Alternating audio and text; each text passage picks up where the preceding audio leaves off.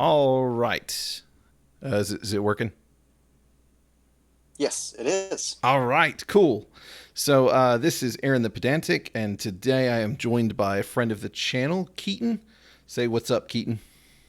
So, So today we're going to go over Mork Borg, and we're going to do it in much more detail than I have been doing so far, because mostly I've just been kind of riffing on it, and hasn't been terribly productive. I feel like my positions have wavered since I've had more time to digest it, and I have someone here who has more experience with it. We got to play it together. He's run it a few times, and yeah, so maybe we have more insight now. So we're just going to go through it. Now, I was going to display it on the screen. Uh, Unfortunately, my laptop just does not want to facilitate that. So unfortunately, we're just kind of going to go through the book, and we'll be mentioning page numbers as we go, and but mostly just kind of going over the content and stuff like that. So I guess yes, so if you want to follow along in your little yellow anti-Bibles. exactly. If you have them, maybe you don't have them. Maybe you were holding off. Although most people I know have absolutely no interest in it, or they've already bought it. So let's see here. So opening it up, the first thing that you see is a series of tables. I don't know about you, Keaton, but I love having tables as soon as I open a book. I like tables. I think the ones that you immediately see, uh, I'll come back to the name table, but especially like the occult treasures and the corpse plundering, I think those need a little bit of. I think the DM needs to spend a little bit of time with those to realize what they're actually for. Mm-hmm. Um, because I think first intuition would be like for the occult treasures, anytime you're trying to put any treasure in a room, try to roll for those. But there is some weird stuff in that table, Mm-hmm. and there's also only 10 of them. Yes. So so if you're rolling consistently, not only will you have really weird stuff that will kind of lean you more towards the, I don't know, I guess high magic sort of style of High thing, because curse. they're yes, yeah. Which Um, isn't bad, but you're right. Like that's kind of what I get from, and this is probably the number one thing that a lot of people that are maybe new to this kind of writing, which includes me, honestly, like I was blown away, and then I kind of digested, and I was like, what? And then, now I'm kind of blown away again. But that's the thing, is that they don't hold your hand at all. They just they just no, they don't. they just toss you in the water, and you either sink or swim, or you're like me, where you swim and then you sink, and then maybe you swim a little bit, and you know. Make But viewers like me cry a little bit that you hate the system. well, Um, I hope it didn't come across as hatred. I because really for me it was more just like, I just had complaints, but with having the time where this could kind of set in, like that's I agree with you. Like, this seems to be something that you would use maybe to just drop in maybe once in a session or something like that. Uh, right. And I think that's a design philosophy you see, like even with the stuff that's on the site. Like the dungeon generator does not give you much. It gives you, um, as Dale Kingsmill would put it, vague but evocative prose. mm-hmm. Uh, and I think they're relying on, they being the authors of our little yellow anti-Bible, are relying on some degree of experience from the person running the game, Mm-hmm. and some degree of belief from the people playing. Uh, I, I this is a game. I mean, if you're going to run it and do more than just a one shot, I think it's something that you have to be an experienced DM4 because what they're giving you is not a tremendous amount of here is exactly what is where. Right. Um, but it's incredibly evocative. And if you're the kind of person that can riff on that, I think there's a lot here. But like you said in your Merc Borg's art porn video, the there is not a lot of concrete material in sort of the traditional pick up a module sense. Mm-hmm. Uh, but I mean I've been able to use that as reference and have a lot of things that are similar to what you find in those tables, but a little more expanded. I mean that the D66 table, which is really a D36 Yeah. table. Yeah. I mean that's a little more options, but I mean even 36 things you play for 3-4 sessions and you start getting repeats. Exactly. Um, so I mean obviously you're going to have to do some expansion and some coming up with it on your own. Right. Uh, And to be clear, something like, I do. oh, go ahead.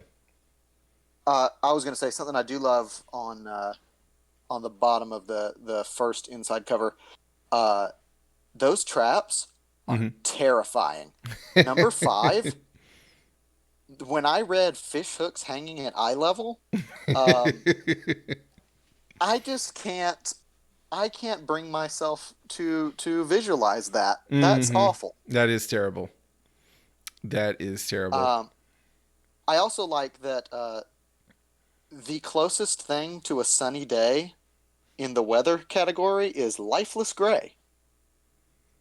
That's true.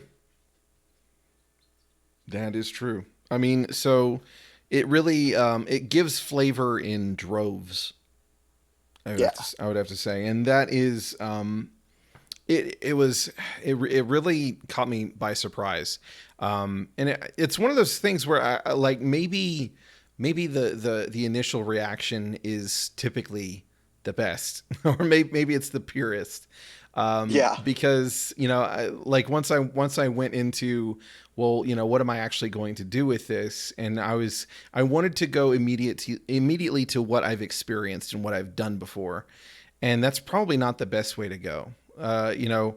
If I can go through this and have like have a fire lit, and that's really what I think a lot of people were exasperated with me about was just how it lit a fire for them, and they're just like, no, seriously, you're just not getting it. It's like and that seems to be valid, that seems to be a valid interpretation. And that's not to say that if you don't appreciate it there's something wrong with you. I think that it boils down to like what kind of investment and experience you're wanting to have with the book. I told I, I told you earlier that there was I kind of felt I kind of felt ridiculous because I was reading it before we were going to discuss it, and one of the things that I thought about, I was like, nobody is going to have the same Mork Borg as another person, and then I kind of like looked into right. uh, like Grognardia. He said the exact same thing, and I was like, "Oh man, I'm not clever at all."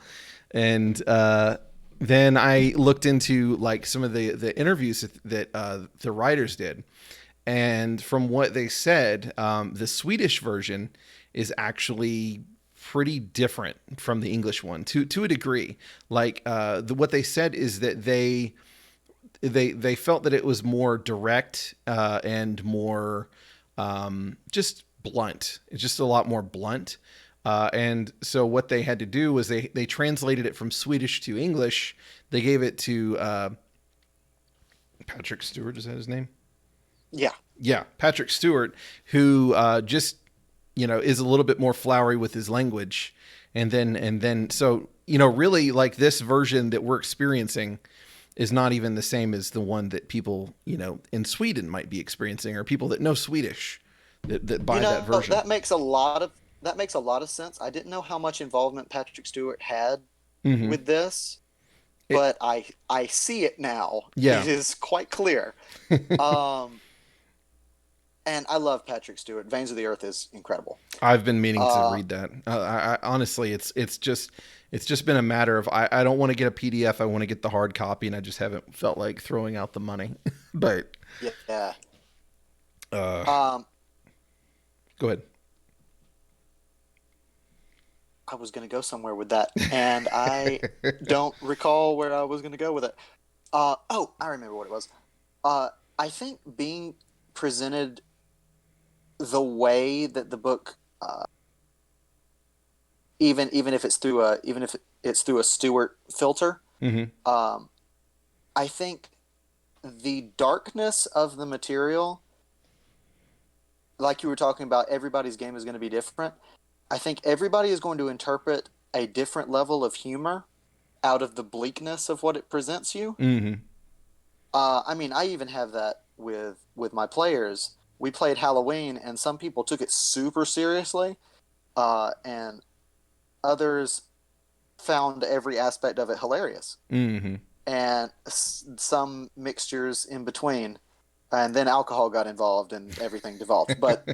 Uh, uh, but yeah, I mean, there is a potential for one person's Mork Borg game to be a huge amount different uh, from another's.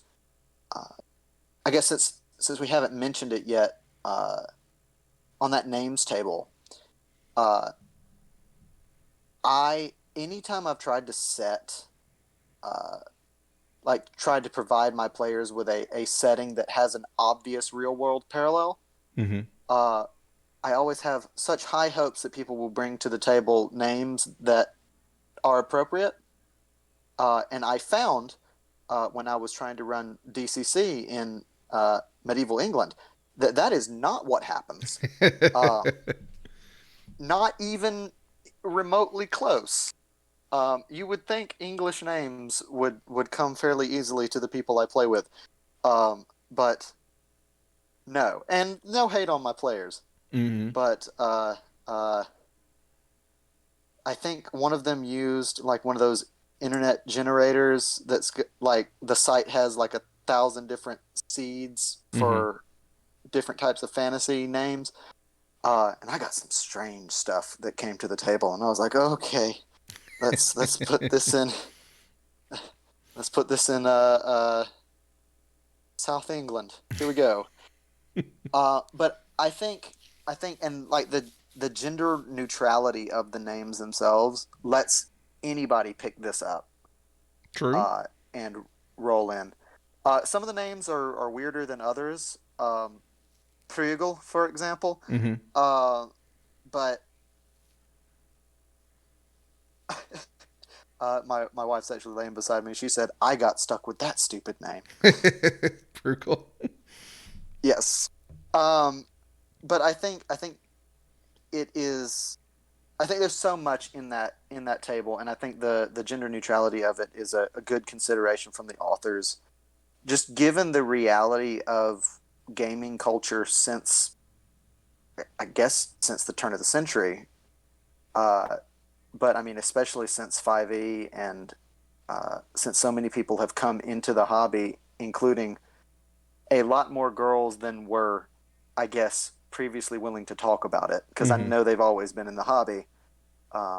But uh, I mean, I guess in the aftermath of Critical Role and things like that, uh, it's okay to be a gamer.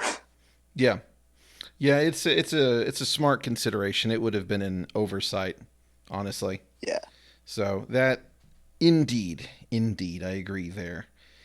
But it's honestly, it helps me too. Like just just knowing that if I need to come up with a name for an NPC, like even though typically I like to have my own little reserve, just so that they're not really going to be like, oh, he just pulled that out of a name generator, you know. But Right. like just to know that it is there, especially considering one of the advantages of this system is really you don't need the players to actually own anything. Really, I mean, That's true. you got your reference PDF that's free. You have a character generator, and really, like, if ever there was a game that I would say you should probably consider using a character generator with, this is the one. Just because your characters are probably not going to live very long for one, and secondly, it's just like it churns out a very delightful result, and all you have to do is click a button on a website, and it's just instant. Um, I personally hold the opinion that every player should read from page 3 to page 15 mm-hmm. Well, yeah, just to that's know a the good point. world. Well, so yeah, that's an interesting point. I actually feel like it took me a few reads to feel like I understood the world. And Oh, I don't. I think that's exactly the point. yeah, yeah. Uh, I mean, especially because the person running the game will have read it more than once, maybe. Mm-hmm. But I think just the one little swoop through that little bit of text, because it's not a lot. Right, Like if you typed it out in a normal font, it is so little. right. Um, but I think you get at least the flavor of the world, Mm-hmm. even if you couldn't like uh, remember the name of the child thief Tergol. Uh, you would still have at some point grabbed something about the Valley of the Unfortunate Undead. That's somewhere, and there's this big city called Galgenbeck. Mm-hmm. Uh, And it's the and greatest. the right, it is the greatest. As I've worded it, it's the greatest city that ever was or ever will be, because surely nothing better will come along before the world ends. Indeed, indeed. Yeah, I don't want to get too. But I don't want to get too ahead into the setting just yet because we're still on the we're still on the yeah, opening part. right, Um, right. but well, I guess you did cover it. So the traps and devilry. Whenever my first impression, whenever I first saw it, was like a D12 is really just it's.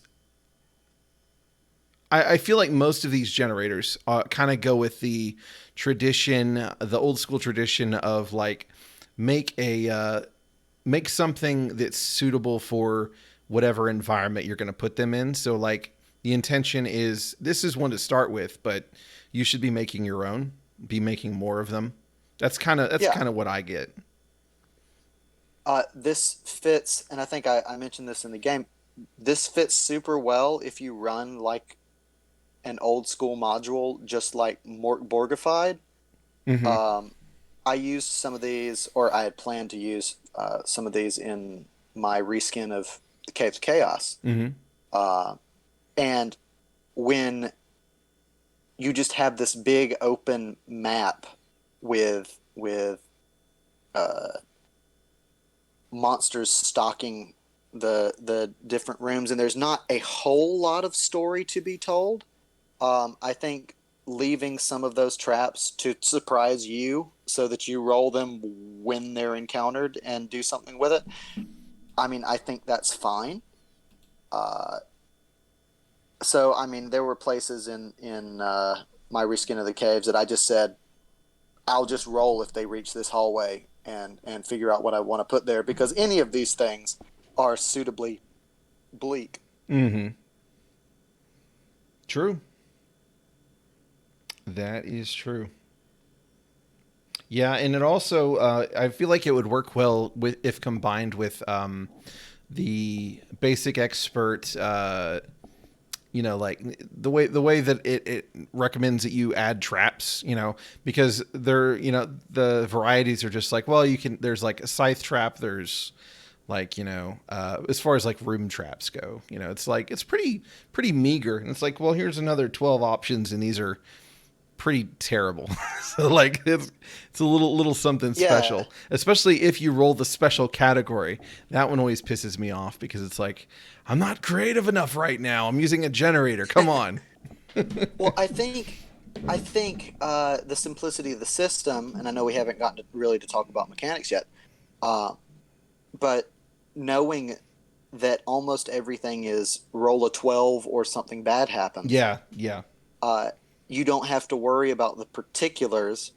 Pick a pick an ability that you feel applies to that particular trap and use the rest of your time while your players are freaking out to know what it's going to do when they inevitably fail miserably Right. Yeah, and I got to say, I mean, there instead are. of figuring out numbers and Mhm. go ahead. Go ahead. There are a few, like, I wouldn't say blind spots, because from, if what I understood was correct, and I could be misremembering completely, but I think that this was just like something that they had been doing for quite a while, and then they just made us, were like, hey, we'll make a book out of it. Oh, there was Dark Fort, which they've released. I think if you backed the Kickstarter, you got a copy of Dark Fort, which is like if Mork Borg was exclusively a dungeon crawler with Mm-hmm. mechanics for generating that dungeon. Mm-hmm. Um, but yeah, I mean, they basically took a home game that was player facing BX basically, Mm-hmm. and made a awesome book out of it. Mm-hmm. Uh, but yeah, I mean, there are places where you could make the argument that there are mechanical oversights, but I mean, we can probably cover those when we get to them. Yeah, fair enough. Fair enough. So overall, the first few tables, pretty damn cool. I definitely think that like that was my first impression, though, is that like either, if you're going to run a long game, then you're definitely going to be making more tables of your own, and you might just use these whenever you just can't think of something. Yeah. So let's go forward. So since y'all aren't getting to see the art, we can just say the art's great, and everybody should believe that, because like I think that's the one thing nobody really disagrees on. Well, Yeah. I have heard a few people be really ugly, but for the style, it's really cool. So Well, I mean, they address those people on the next page in the thanks column. They say, uh, the folks on our Discord server and all our backers, fans, and haters. true enough, true enough. So okay. So first thing we have, okay, actually it mentions Dark Fort on this is page 3. So Yeah. so this is when you're starting to get into like the implicit setting, and I think an implicit setting by itself is not something that's going to trip a lot of people up unless the setting is supposed to be significant. So I'll give you an example. One game I really like is Machinations of the Space Princess. People may not like the author. I like the game, but it has like a very, very, very implicit setting. But it basically says do whatever the fuck you want. But here is kind of like how I do mine or whatever. And it really isn't. Yeah. It really isn't a big deal. It doesn't feel flimsy to most people, I think, because nobody really cares. Like the idea for that is, hey, space opera game, and here is a book full of mechanics, and then I spend like 3 pages on setting. Mork Borg doesn't really do that, and I think again that's probably one of the things that really chapped my hide, was like it's light on everything, but the more you look into it, like it's not the way that it's written. There's just a lot jam packed in between the lines, I guess, is what I would Uh, say. What do you think? I mean, like I was talking about vague and evocative prose, uh, this book is full of it. And I mean, even if you take that first big flashy paragraph, I have run several different modules. I ran against the Cult of the Reptile God, and there is no neat and tidy way to get into that adventure. Mm-hmm. This, I would play this adventure just from the prompt of the first paragraph once the book starts. Mm-hmm. I mean, that's awesome. You might not know anything about who the child thief Turgal is, or the particulars of the Valley of the Unfortunate Undead. But I mean, if you read the rest of the page, you're going to make something up. Yeah. Uh, and I think people who have, or DMs that have the capability to make stuff up will get the most out of this book. Because if you are used to running straight what's off the page, I mean, yeah, there's not a lot. Mm-hmm. Um, this is not. I mean, even, they give you an adventure in the book, but this is not the sort of thing that you can run lots of things out of just based on exactly what's in the book. You have to imply things and Right. spin them out. Yeah, it's in there, but like I think that my the way that I had read pretty much every RPG material beforehand meant that I was conditioned to kind of like skim for the good stuff, and if you do that, you're going to get absolutely nothing. So, like Yeah, for instance, alchemy, okay, flesh, okay, but whenever you have child thief, known for his vile crimes and alchemy of flesh. Whoo. Now we're getting into some stuff here because like I mean, as far as I know, it doesn't go into any detail on what that entails, but what you can infer from that is, that you got this person who's stealing kids and using them in experiments to create, just, experimenting on them. and I mean, if you were running Pathfinder's Curse of the Crimson Throne, they'd give you a stat block right at the top for Turgal, Yeah. but you don't get that. Right. But that also means if you decide you're going to use Turgal, he's your Turgal, Right. and he's probably much worse than anything that uh, the writers would have initially come up with. That At does least in tend to at least in happen, my case. especially whenever the players begin opining about things. Right. And whenever it comes to this whole abstract presentation, that you're supposed to just make inferences and create your own setting that's based off of it, basically. It's kind of coincidental because just a few days ago, whatever we were talking, was one of my Discord channels.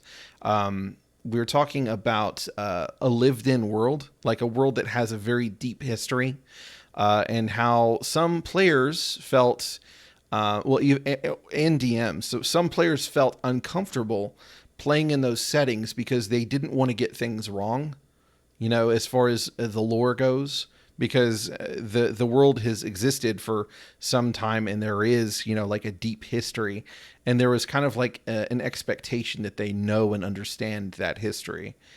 And Right. this would And I be mean, this would be something where you just don't have that problem. right. And I mean, I saw where you guys were talking about that, and Forgotten Realms came up. Mm-hmm. And while attempts have been made to kind of, at least in the published Wizards products, uh, make them not so much the oh my god, I've got to know the 30 years of Forgotten Realms. Uh, I think that's even made most D&D games kind of turn into this generic fantasy land. Mm-hmm. Uh, and this, I think you get the freedom to be somewhere really new. Yeah, definitely. Um, I mean, this feels a lot like the grim darkness of Warhammer, but it's distinct. It's not that. I would agree with that. I would say that Warhammer is jolly in comparison. Well, Not that it's a pissing contest or anything. It's just that Warhammer. I mean, I feel like Warhammer. I'm not a big Warhammer guy, but like from what I understand, the way that chaos just kind of festers and grows, it sounds like it's doomed in its own way, perhaps at some point. But this is like just like the precipice of a dying world. Basically, is kind of what I get from all this. I mean, it's pretty explicit that for the most part, it's like you might get a few years or so, but Yeah, I mean, it's not just a dying world because I mean, you play in Dark Sun, that's a dying world. hmm But this world, it's it's a dead man walking. hmm Like the end is right here. It's going to happen, and you're probably going to see it. hmm and also I love. I mean, Um, there are no heroes. There are no good people oh that no. that you can find in this thing. Like every reference is to somebody who like they have their own like crooked agenda and they're causing misery on people somehow. Like and Oh yeah. usually the people that they're supposed to be looking after are people that they're inflicting pain on. Well, I mean, even the player characters. We rolled up uh, a party of 4 or 5 on Halloween, and the statement was made at the table by one player. I'm the only person at this table who has not explicitly killed someone, hmm and that was just from character generation. Oh, so did you? Oh, I don't want to jump ahead, but Yeah, well, yeah. you use the other generators as well. Oh, we just used the book Oh yeah, yeah, since we all that's what I had it. mean. But as far as the The other optional tables, yeah. yeah, yeah, that's what I meant. Yeah, yeah. So I mean, and that's refreshing because I've had a lot of epic fantasy forced into my games by the players, and not to be ugly or anything. I mean, I don't have a problem with it necessarily, but it is kind of nice to have a game where it's like, well, you know, what reason do you really have to be, this good person? It's kind, Yeah. it's kind of I don't know. It seems kind of pointless. Like maybe you have a quest, maybe you have some kind of noble intention or something like that, but it just doesn't really feel the same because like if you're going off to help somebody, and you help somebody who's already part of this world, chances are they're horrible in their own way. So And I think this gives you ground. Uh, the tactic of you were given this mission by someone that seems entirely well intentioned, and then you go and complete the mission, and you're the hero. But it turns out that the person that you helped out was actually a bad person. While that works one time in general fantasy, that does eventually feel like, oh well, we don't actually get to be the heroes hmm because everything is getting twisted on us. This is a place where you just expect it yeah, because no one is good. Everyone's out for their own interests because the world is ending, and everybody wants to smile just one more time.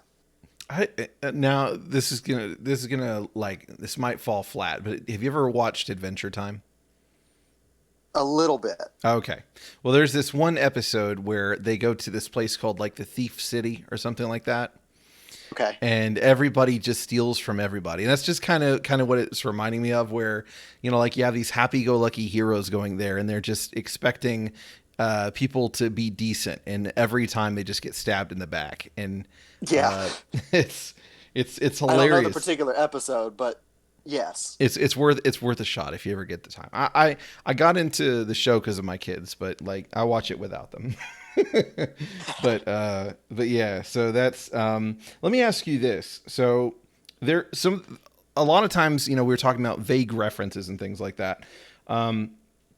So on this page it's talking about it to me it feels like it's talking like almost about just the whole place, or is it talking about just Dark Fort specifically? Whenever it says, no one has seen the sun in years. I mean, Oh, so Dark Fort. I'm not sure. I'm not sure if you know this. Mork Borg is Swedish for Dark Fort. oh, It's referencing the game. So oh, yeah, it is talking about everywhere. okay, yeah. So I mean, that alone is so yeah. That answers the question. I appreciate that. So that means there's a lot of baggage involved. So no one's seen the sun in years. The old care more for sacrifice and god offerings than their own bawling spawn. It's just, it's just bad. It's just bad. I think tucked away to the left, inconspicuously, the distances shift, path between places warp. Mm-hmm. I think that is the most evocative thing on the page. It's Mm-hmm. two sentences, but I mean, like we were saying, everybody's world is going to be different. Every travel is going to be different. Yeah. And in the travel supplement on the site, it takes that into account. Mm. It's not a specific number of days from one place to another. It's a die roll, Mm-hmm. uh, and those die rolls can really kick your ass if it's like uh, if you're rolling a d12, it's not a day away, it's 12 days away, and you're going to get marauded from here to there. Mm-hmm. I don't know. I just found that really interesting. It is. I mean, it also like it just makes everything feel like. I mean, you can't trust a goddamn thing in this place. You can't even trust that things are going to be back where you left them. Right, right. And on the right hand side, close to the bottom, the sentence, maybe it's best to surrender, to trust your own instinct and skill rather than the whim of the dice. You're playing a dice game, and this game is encouraging you to surrender hope Mm-hmm. because even the dice are out to get you. Yeah. And I mean, I messaged you earlier about hopelessness and wanting to talk about that, especially when we get in the mechanics. I think that pervades everything in this book. The the idea not of nihilism. Everything's not meaningless. Everything has meaning. It's just you can't have any of the things you want Mm-hmm. that would give you meaning. Mm-hmm. Uh, I mean, the first chart you roll on, there is a 1 in 6 chance that you yourself have nothing. Mm-hmm. Uh, I mean, you roll on 2 tables after that give you something, but you've just read the sentence, and we'll get to that. But it says you are what you own, and then if you roll nothing, I mean that's just a slap in the face from the get go. Right. Yep. Especially in a game that's this fatal. Right. There aren't a lot of even in the OSR. There aren't a lot of games that I've seen that will institute death at, well, I mean, effectively -1, but Yeah. even so, like, I, as someone who started with 5th edition and worked backwards, and I saw BX and I saw that you die at 0, I was like, really? That's pretty fucking awesome. Well, like it threw me off. And so here, even if you do land on 0, I mean, the odds of death are There's still, still a 1 in 4 chance you die. yeah, right. So I mean, it's really it's even more fatal than Dungeon Crawl Classics, as much as it calls itself the most fatal game. Yeah, it's really not. You can't burn luck to stay alive here. You can burn Uh, omens, but not very many. you can. It feels different, and when we get there, I think omens get brushed over. I mean, it's easy to forget them just because of their placement, Right. but they are essential to the mechanics of the game. That's how you survive. You don't Exactly. survive based on your own merit. It's based on the random whim of what it describes as other gods of nightmare realms outside this plane of existence Mm-hmm. that managed to glimpse your way for a second that kept you from death. All right. So let's talk about the basilisks.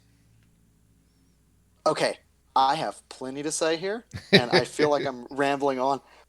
You're doing It's fine because most of my stuff is just like I I'm still trying to figure some things out. So like for instance, I actually spent some time trying to see if anybody had like really broken down like just who these fucking basilisks are, because it's like I see like 5 or 6 different names, And I know that Yeah, there's two heads on each of there's them. two heads on each, and there's two basilisks, Right. and each head has a name. Right. Um, this is the most, and when I realized this in the shower like a month ago. Uh, this is a metaphor for Christianity. I mean, obviously it is because they're talking about cathedrals and orthodoxy and such like that. Mm-hmm. But I I was raised Protestant. Uh, there are, instead of a trinity, you have a tetrinity, a quadrinity. Mm-hmm. Uh, you have two basilisks, and they are two. It's not you have one God and it is three. Mm-hmm. Interesting. Um, but we're in this setting. We are in the worst parts of Revelation, the end of the world. But instead of what I was always told, Satan already knows that he's lost. Um, the basilisks already know that the world is doomed Mm-hmm. because one of the heads has already proclaimed the prophecy 7 and 7 that uh, all praise yet Sabum Nech, the black that stands before the sun, and all the world is consumed in flame, and the darkness swallows the darkness. I mean, the only thing you could refer to as gods in this game, aside from Necrobell himself, who is obviously Satan, uh, they already know they've lost. Mm-hmm. They already know the world is gone. But yeah, it's this awesome anti it, it, this backwards reflection of everything that the Christian myth is. Mm-hmm. Yeah, that, I mean, that flew over my head. I'm not ashamed to admit it. It did fly over my head, but I mean that just kind of goes to show like there's a lot of thought in here. Yeah, It's not just, we I and this was my first, like, whenever I really started getting critical, I was like, I felt like it was just pretentious. But it's like that tends to be the case whenever, well, I mean, sometimes it is true for some things, but uh, it also tends to be the case when maybe you just aren't making the connections because you haven't delved deep enough, really. And yeah. I think that was my affliction. I think that was my affliction. But yeah, so that's an awesome observation. So you have your Orthodox Church. You have the I would assume an unorthodox branch. Uh, well, I mean, you have the from what I understand of the setting, uh, the twin-headed basilisk or the two-headed basilisks are both worshipped, and one of them is worshipped more than others. But the people at the top know the truth.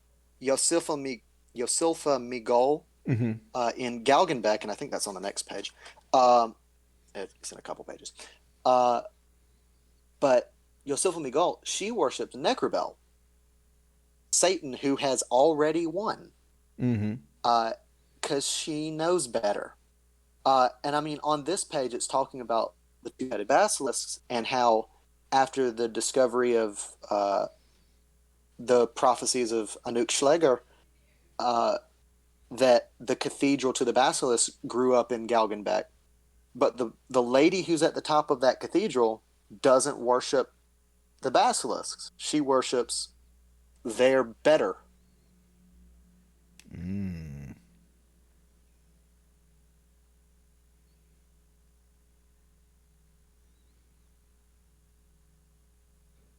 Where is that? It's on page 9. 9. Oh, Yeah. okay. Okay. Yeah, where it's talking about Galgenbeck. Okay. But yeah, the next two pages it talks about she as opposed to he, who is the other basilisk, and he is her son. Right. Yeah, so I did follow that much, and then he is just kind of off in the is it The Valley of the Undead. the valley, yeah, the valley of unfortunate undead. And he's Yeah. likely to just eat you. It sounds like. Yeah. And I mean that's a further parallel. The fact that that's her son Hmm. is further Christian parallel That's a good point. because they are also worshipped as a unit, but they are also eat two, and together they are four. Numerology is cool. Yeah, it is. Um, and I mean some of the way that the words are laid out, her twin Arch, head of deception, claims to be the first prophet of truths, now prostituted by Veru. They hate each other. Hmm. They propagandize against each other. Or at least that's what I gain, or that's what I glean from what I read there. That's aggressive language, and Hmm. those are your gods. They're supposed to be.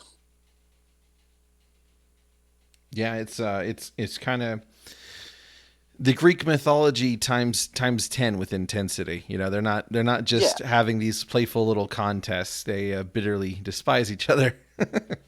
right.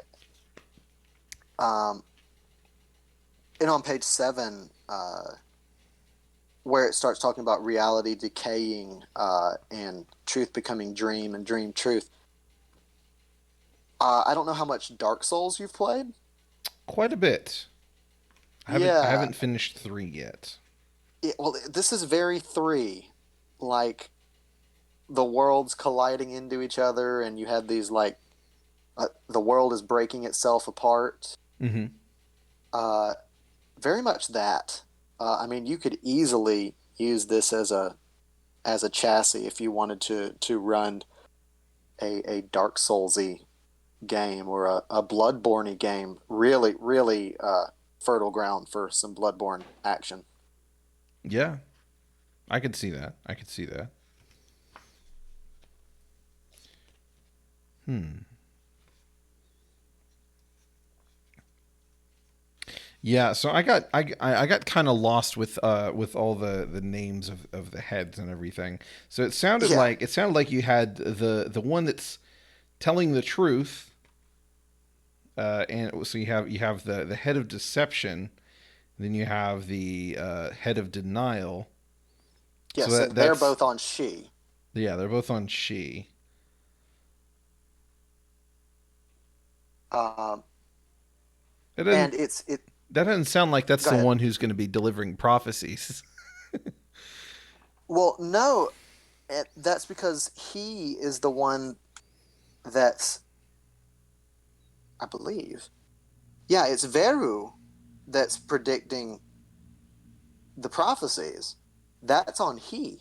Hmm. Uh, it's Veru and Gorg on him. Yeah. But uh, she, being their mother, claims to have been the first prophet, Mm, okay. Okay.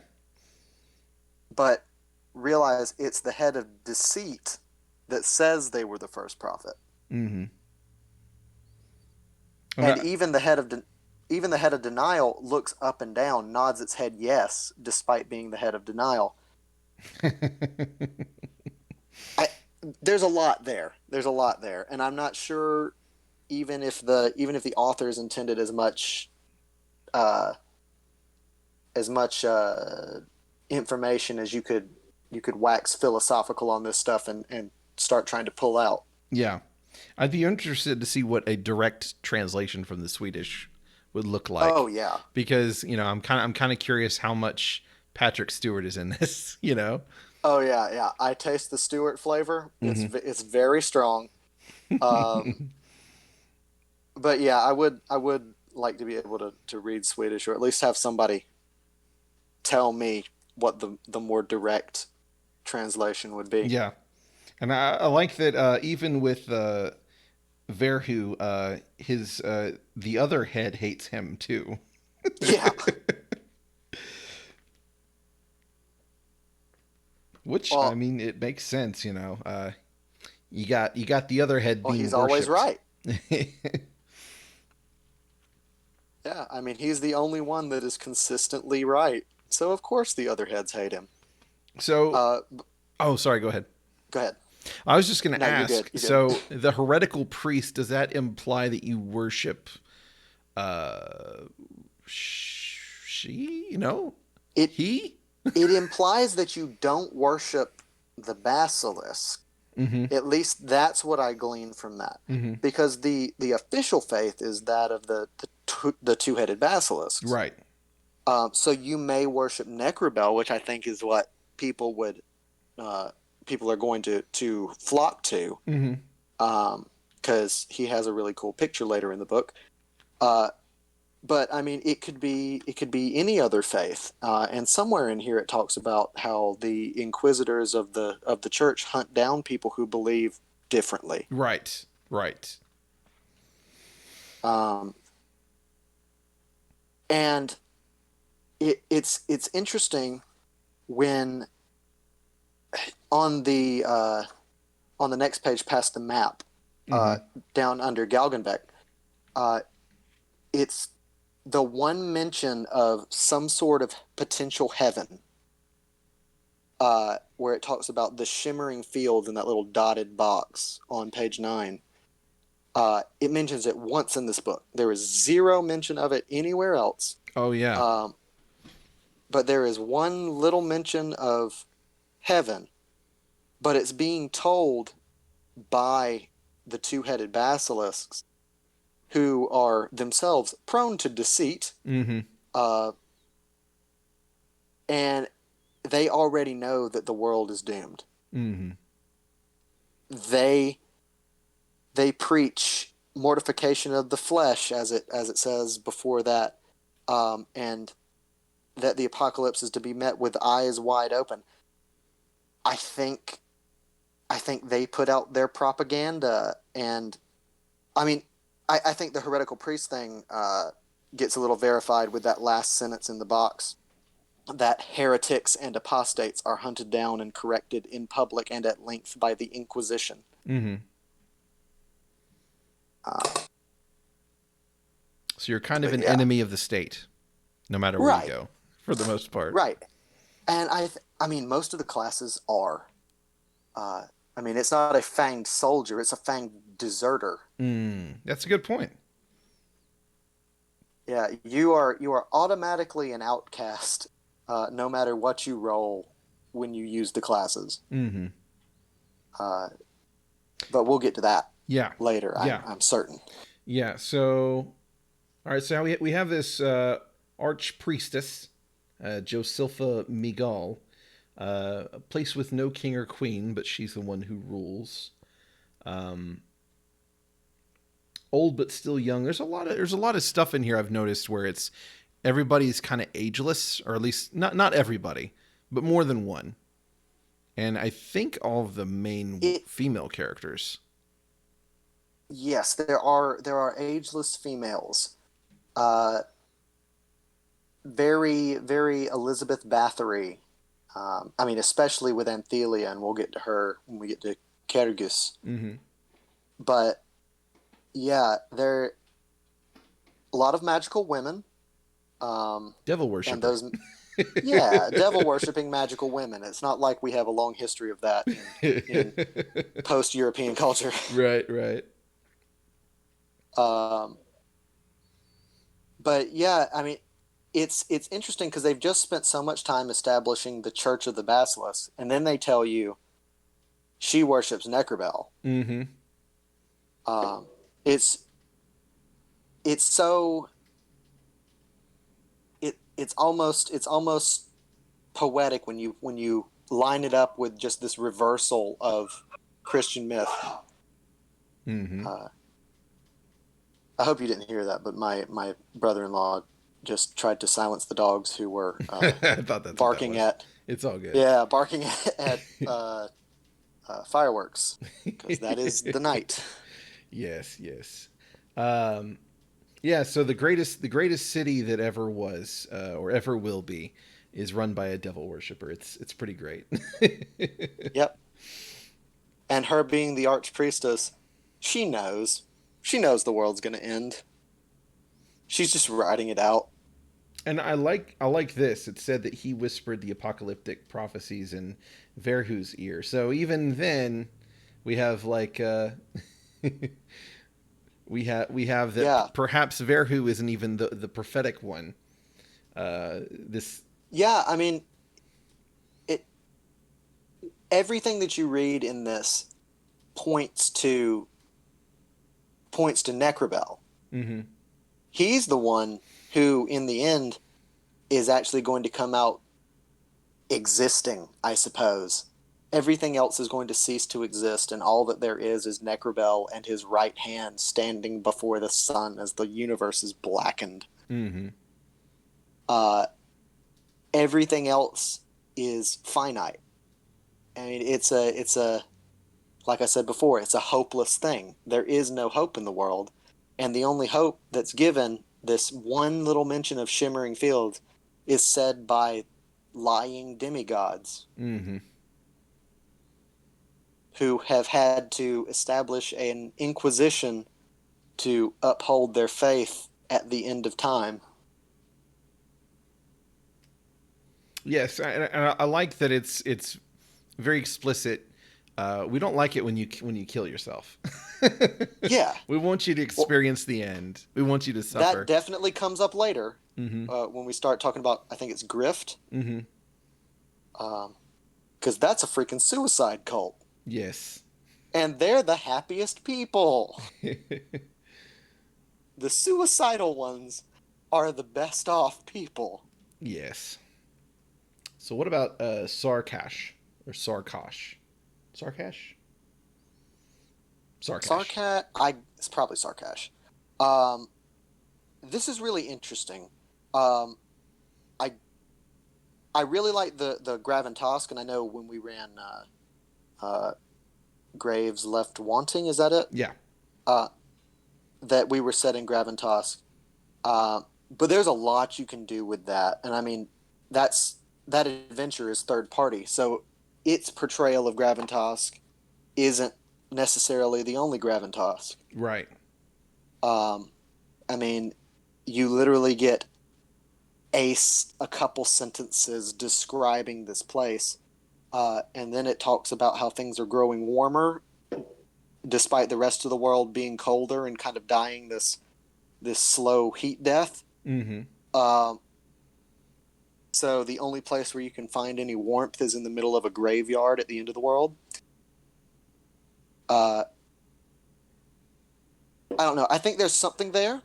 Um, The sweet I'm not. embrace of death. Yeah, and I mean it's also to the north. Sarkash is as far north as you can go. Uh,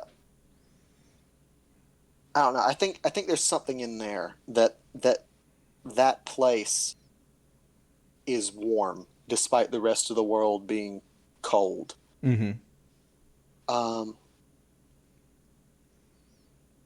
I made my caves of chaos be in Graventosk, uh, with a giant raven overwatching, very much Dark Souls 1-y. But uh, my players got it. You use enough ravens and skeletons in your description, and people understand that death is around the corner. right. Yeah. Sarkash is also where the goblins are from. If I. Yeah, so there is in the goblin's description it talks about uh, that only the dark of Sarkash will hide you when you have become a goblin after you've received their curse. Yeah. Yeah. I guess I shouldn't jump ahead too much, but that was Yeah, just kind of a neat little thing. Is that, um, you know, it's not often that you have. Well, I mean, I guess it is kind of fairly normal for monsters in the bestiary to have like a little bit of what's going on with them, where they're at, that kind of thing, but never just kind of like that offhanded kind of thing where it's just. yeah, But it's again just really cool. It's like if you're hurt by them, you're going to turn into them eventually. it's Which the first time you let a player know that, they panic. Mm-hmm. I've watched it and it's beautiful. But it just means they have to go hunt them down, right? Yeah, I mean, you have to kill the goblin that stabbed you or Mm-hmm. that shot you. And when you do it like I did and have them stab you from behind a curtain made out of faces, and then they run into a cave filled with other goblins, what do you do? You go Goblin Slayer mode.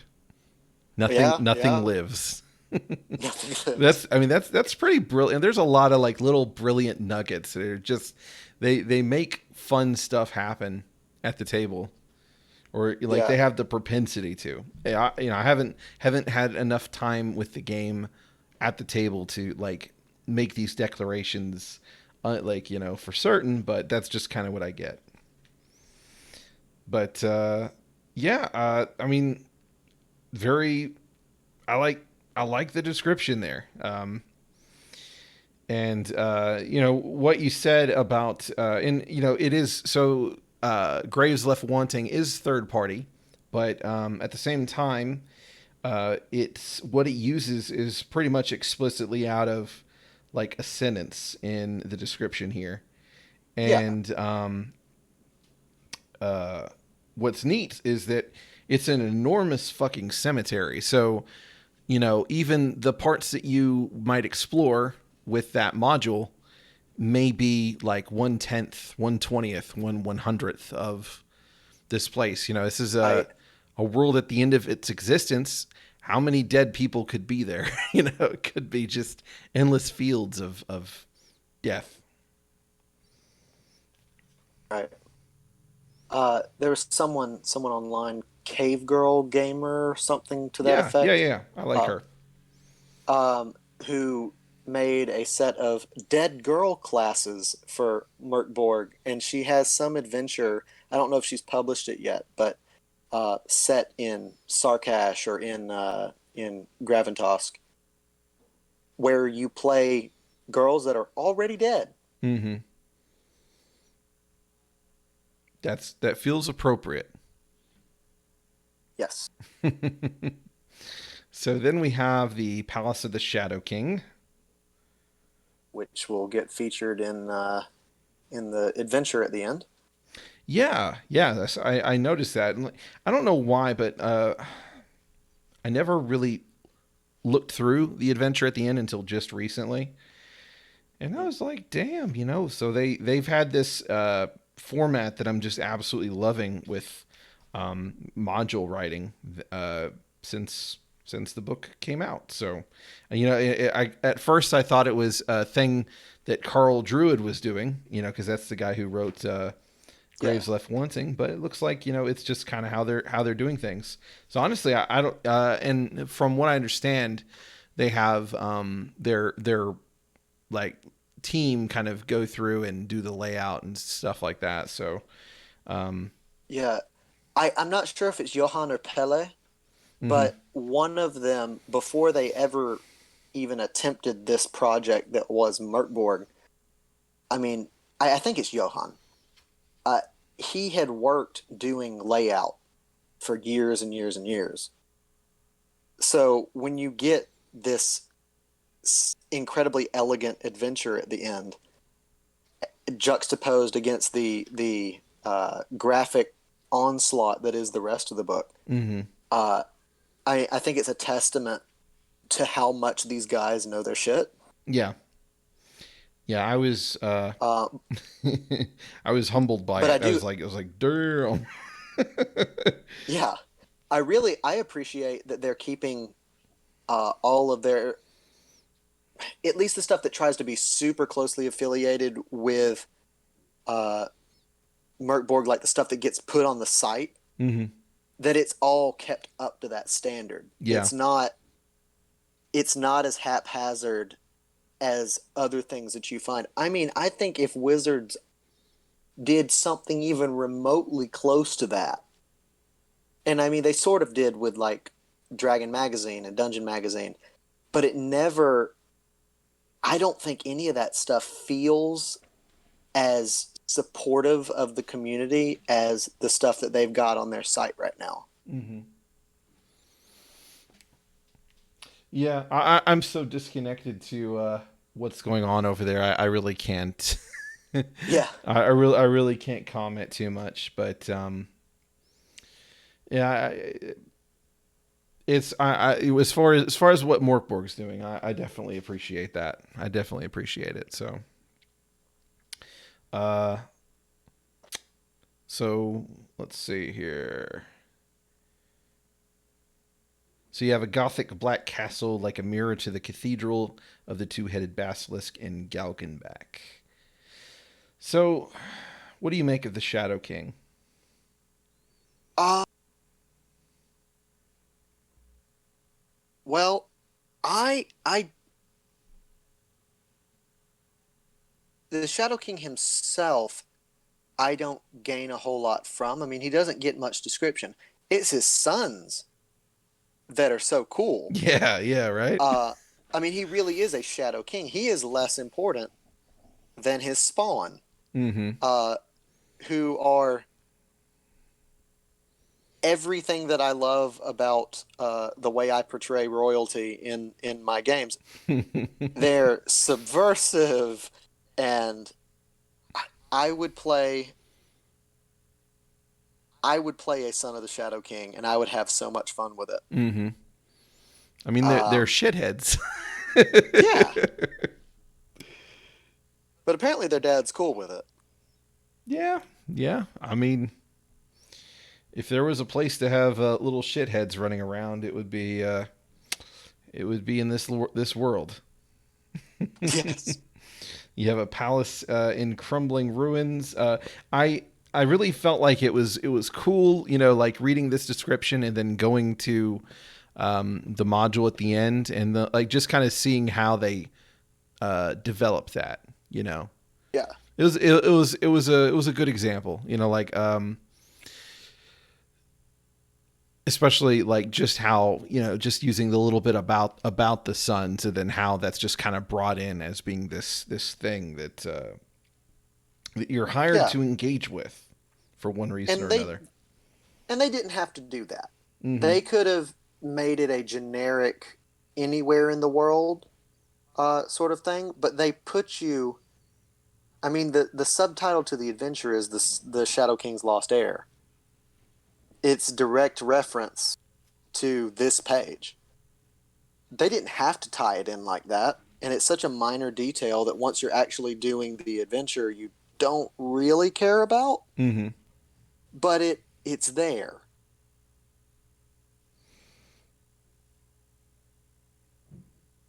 Um, I love the description of Grift.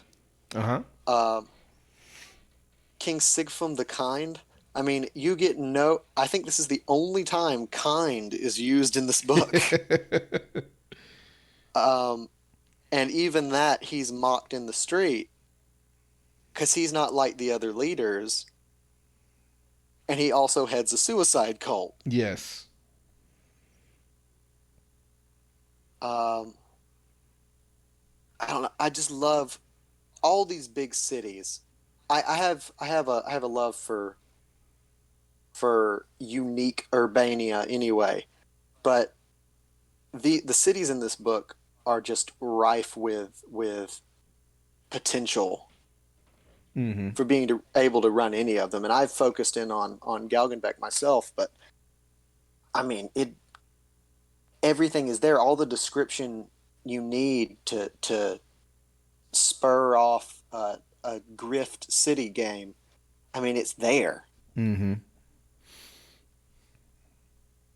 That is true. Um, and eventually he'll lead his populace off the edge of a cliff. Yes. Yeah, I like how I mean it's just kind of this very separate place on the edge of this world. And Yeah. you've got these enormous bridges. It's just Yeah, the bridges are interesting. mm-hmm. Um, the Moor, um, it doesn't get much description other than saying it's bottomless. Mm-hmm. Um, but that's interesting just in that because Grift is basically an island, or the thing that it's attached to is basically an island separated by this incredibly deep ravine. It is literally cut off ideologically and cut off physically from the rest of everything that's going on. Mm-hmm. Um, and the things that connect it to the rest of the world are described as unknowably ancient, uh, that only enslaved giants could have raised them, as it says. Mm-hmm. I think it's interesting that Galgenbeck is the still the best place, even though Grift was the place that was the haven from everything Yeah. that's horrible about the world. It's kind of a strange way to like a perspective, I would say. Well, but I mean, it still considers it a thriving city state. Yeah. Uh, Galgenbeck thrives, but being the greatest city, I think, is more a testament to Oh, size. that's a good point. And um, because I can't imagine. I mean, I don't know how much you've said you're not super into to Warhammer, but like the thing that Galgenbeck reminds me of is like a 40K hive city, Mm-hmm. and those are awful. Mm-hmm. Every description you read of those is like the worst place you could ever live. Right. Um, and the people in charge live great. They live in absolute grandeur, but everybody else bears the weight of their opulence on their shoulders. Mm-hmm. It could very well be a measure of might as well, since I mean this Yeah, is where the Inquisition comes from. yeah. It's the seat of the church. It's Rome. Mm-hmm. So yeah, it's then we have Kyrgyz. Yes, with good old Anthelia, uh, analog to Elizabeth Bathory. Which is Uh, funny because I didn't really make the connection, but I was like, it kind of sounds like a vampire. yeah, she sounds very much like a vampire. Um, Uh, it, I it don't have a oh, I was just gonna say it also reminds me. We have brought up Dark Souls. It reminds me of the world within the painting. yeah. I don't know why, There's but it just like as far as just this blank like gray cold place. yeah. It's drained. Lit. It's drained in the way that people are drained of blood and color. It's drained in that the even the landscape is colorless and cold, uh, like a corpse. Mm-hmm. I don't have a ton to say about her specifically, but I mean, in my own game, I've tied vampire-y things in because I mean, even on like the Mork Borg Reddit, people have been people like to add vampires to things, Mm-hmm. and she seems like the place to start. Yeah.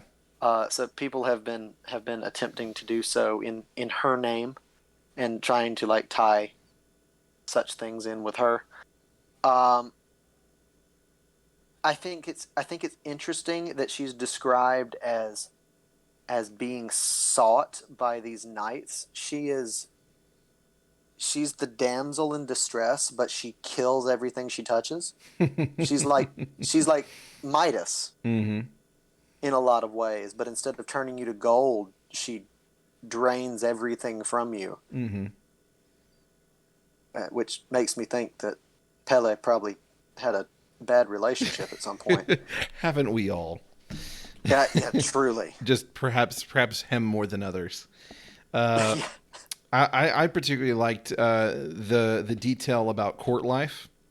I felt like that would be something interesting to play with. Just the idea that you have people at court and it's just gray and exciting, but fearful. It sounds like everybody is kind of maybe trying to entertain her, but nothing really can. Yeah, And everyone's just like waiting for their turn to die. and I mean, there have been multiple times in history where that was a reality. Mm-hmm. Um, I, I think it's saying something about ceremony for the sake of ceremony. Yeah, that's a good point.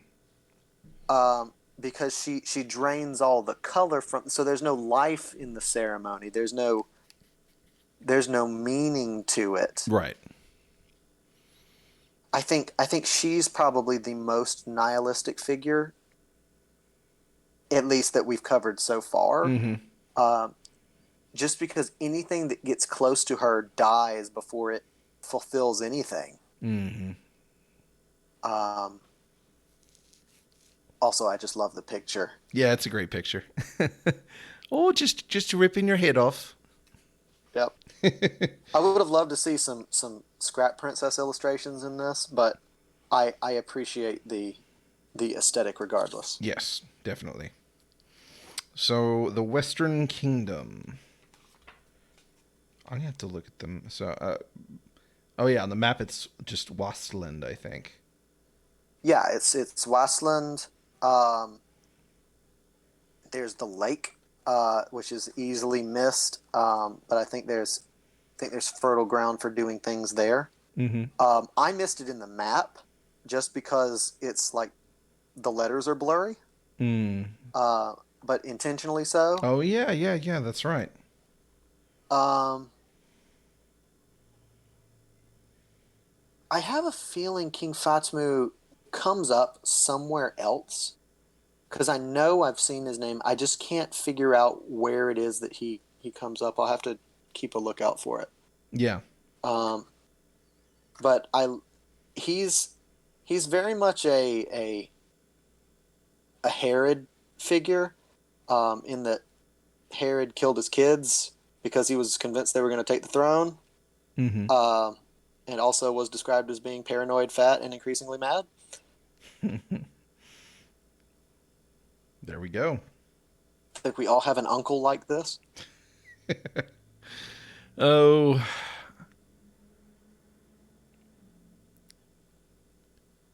not Uh, directly, but I know the type. I had to think for a minute. I'm yeah, like, because I really like extended family is not something that comes up very often, just in my particular mine, family.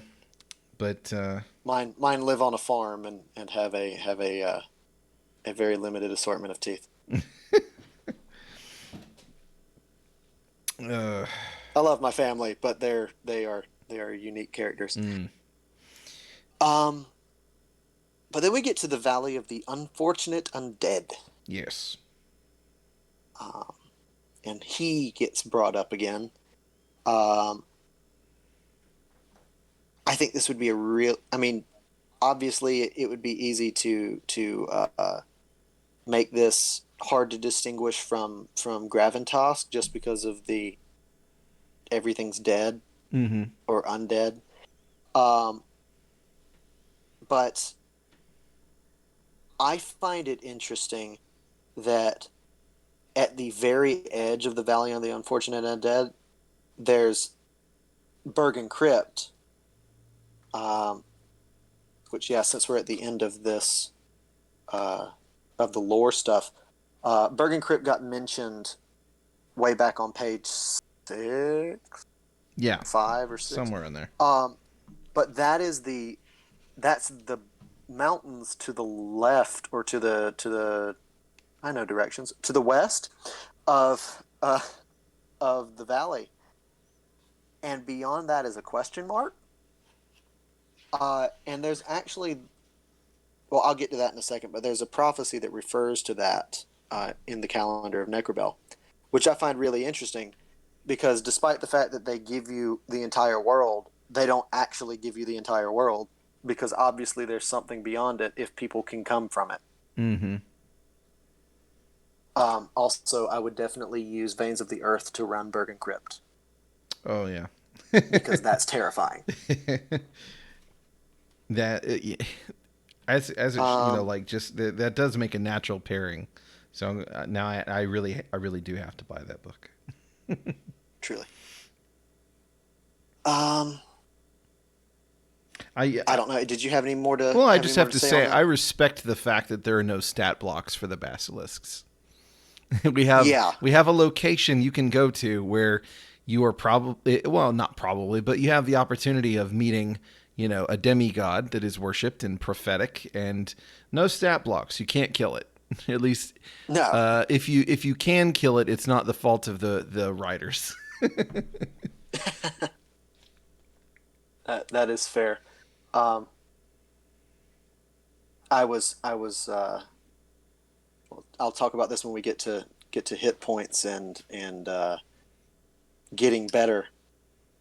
But it is statistically almost impossible to have 45 hit points in this game. Mm-hmm. And I would imagine that such a demigod would have far beyond 45 hit Oh points. yeah. Um, in fact, if you were sitting at the 39 hit point precipice where you could potentially gain the maximum hit points in the game of 45, you have a 1 in 60,000 chance of actually succeeding at that. But uh, I didn't know if you had any more on the valley or if we were going to go on to the Not Psalms. really. Yeah, we can go to the Psalms. So this, do you think that this leans into, or does this validate the idea that Necrobell actually delivered the prophecy, as far as having the calendar of Necrobell being, the way that everything unfolds? Yeah, I mean, I think that's pretty explicitly given to you. I mean, it was only recently uh, unearthed from the way that it's worded, um, and only 300 years ago, I believe, in the setting, that they were unearthed, and they've all been shown to be true because they keep being proven. And it's called the Calendar of Necrobell. It was delivered through him, uh, or possibly through Necrobell whispering to Veru. Oh, I must have missed that part. I thought the scripture was supposed to be Verhus. Let's see. He gave prophecies which all come true, Mm-hmm. but it's said that Necrobell whispers that into Well, his yeah, yeah. ear.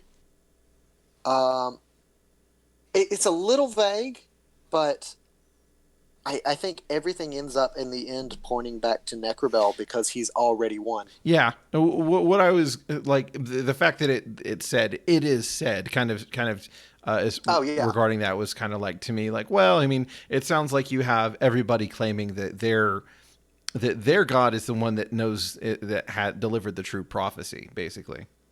fair enough, fair enough.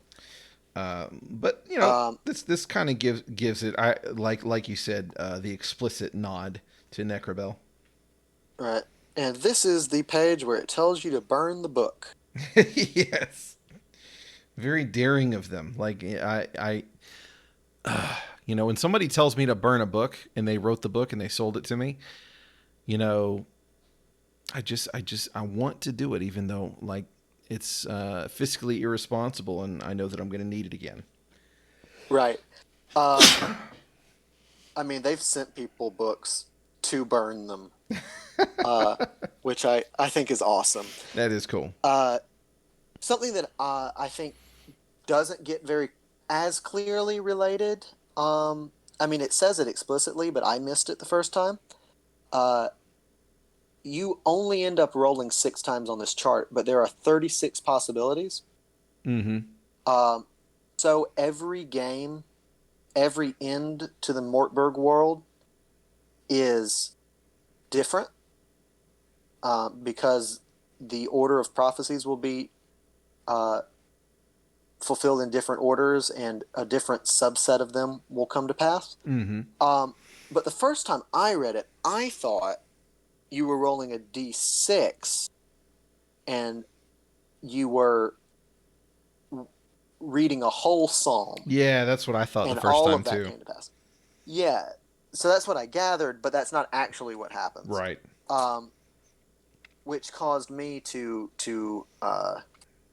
try to make use of the rest of them. Uh, in that every time a player of mine uses an omen, after the battle is over, I have them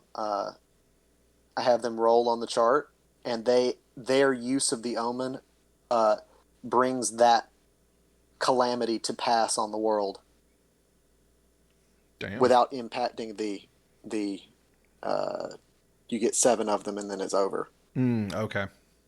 That's Just because there's plenty of them. yeah, that's a nice counterbalance.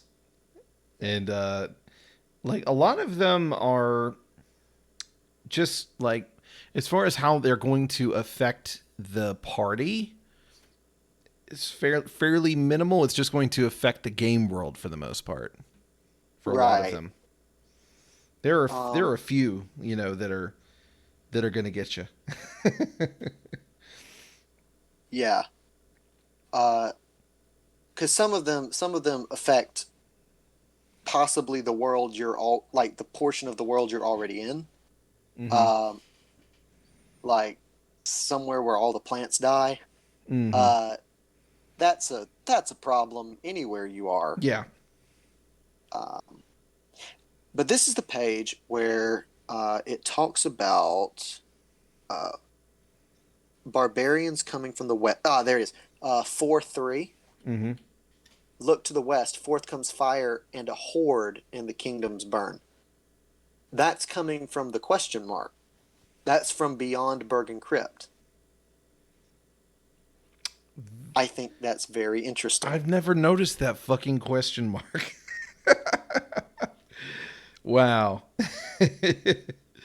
I love how much that's like a when you draw a fantasy map when you're in like ninth grade, and you just put the little question mark to be edgy because like there's something there. Mm-hmm. Um,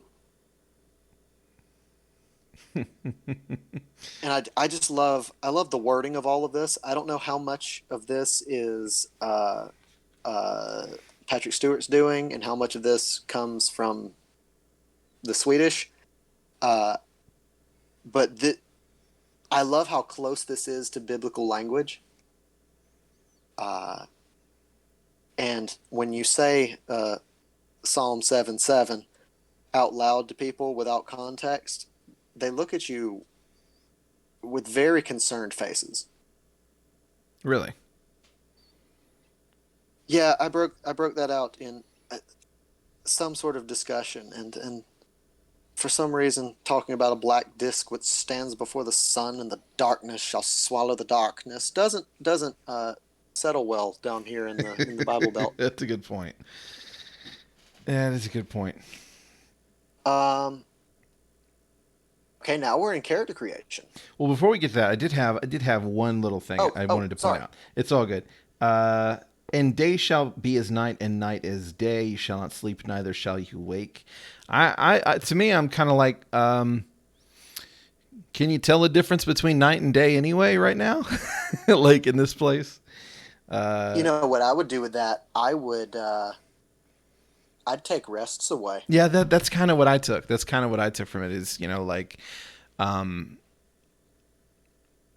so would you take all of it, or would you take breathers, or Probably just the I would either take away all the short rests, or I would permanently take away long rests, and all you can do is just occasionally catch a breath, but you are eternally tired mm-hmm. because you'll never sleep. Everything's at a D14, DR14 now. I'm just kidding. Oh yeah, yeah, yeah. Um, I think there's definitely grounds for that sort of behavior. Eventually, eventually, Yeah, should they live long enough. yeah. But so for those who aren't looking at the book, I don't think did we mention the way that it lets you calculate how frequently you end up having Ah, when prophecies. when the when the agony will end. No, Yes. we did not mention that. Yeah, so it's anywhere from a D100 to a D2, and you roll a 1. Anytime you roll a 1, that is when you roll on the prophecy chart. So basically, it's how long might your game take? Yeah, So even then, it's still uncertain, uh, and I think and that's this really is neat. this is every in-game day at dawn. Mm-hmm. I mean, I've played in D&D games where we've had like where we've needed to take some time before we actually executed some plan. Mm-hmm. The world's fucking ending. You don't have time to plan. You don't have time to wait because tomorrow could be the last day.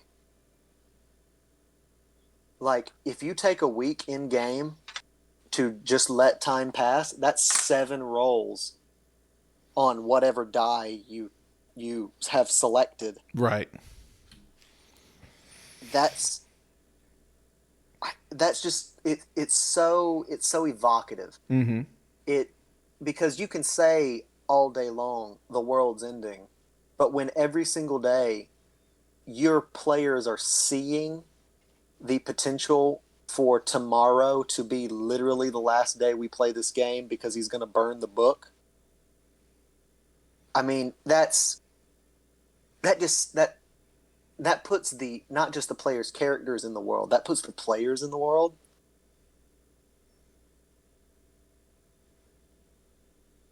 I mean, I know a lot of people make a whole lot out of this page and like really fangirl out over the oh my god, they said burn the book. But something about just the instruction, Mm-hmm. even though very few people are going to do it, it's something about that just feels genius to me. The end is the end. Is the end. I, Burn I. the book. Here's another thing I just thought about is so it basically says that you're going to have 7 prophecies and there's 7 seals. So it kind of implies that whenever you start the game, like there haven't been any seals broken yet.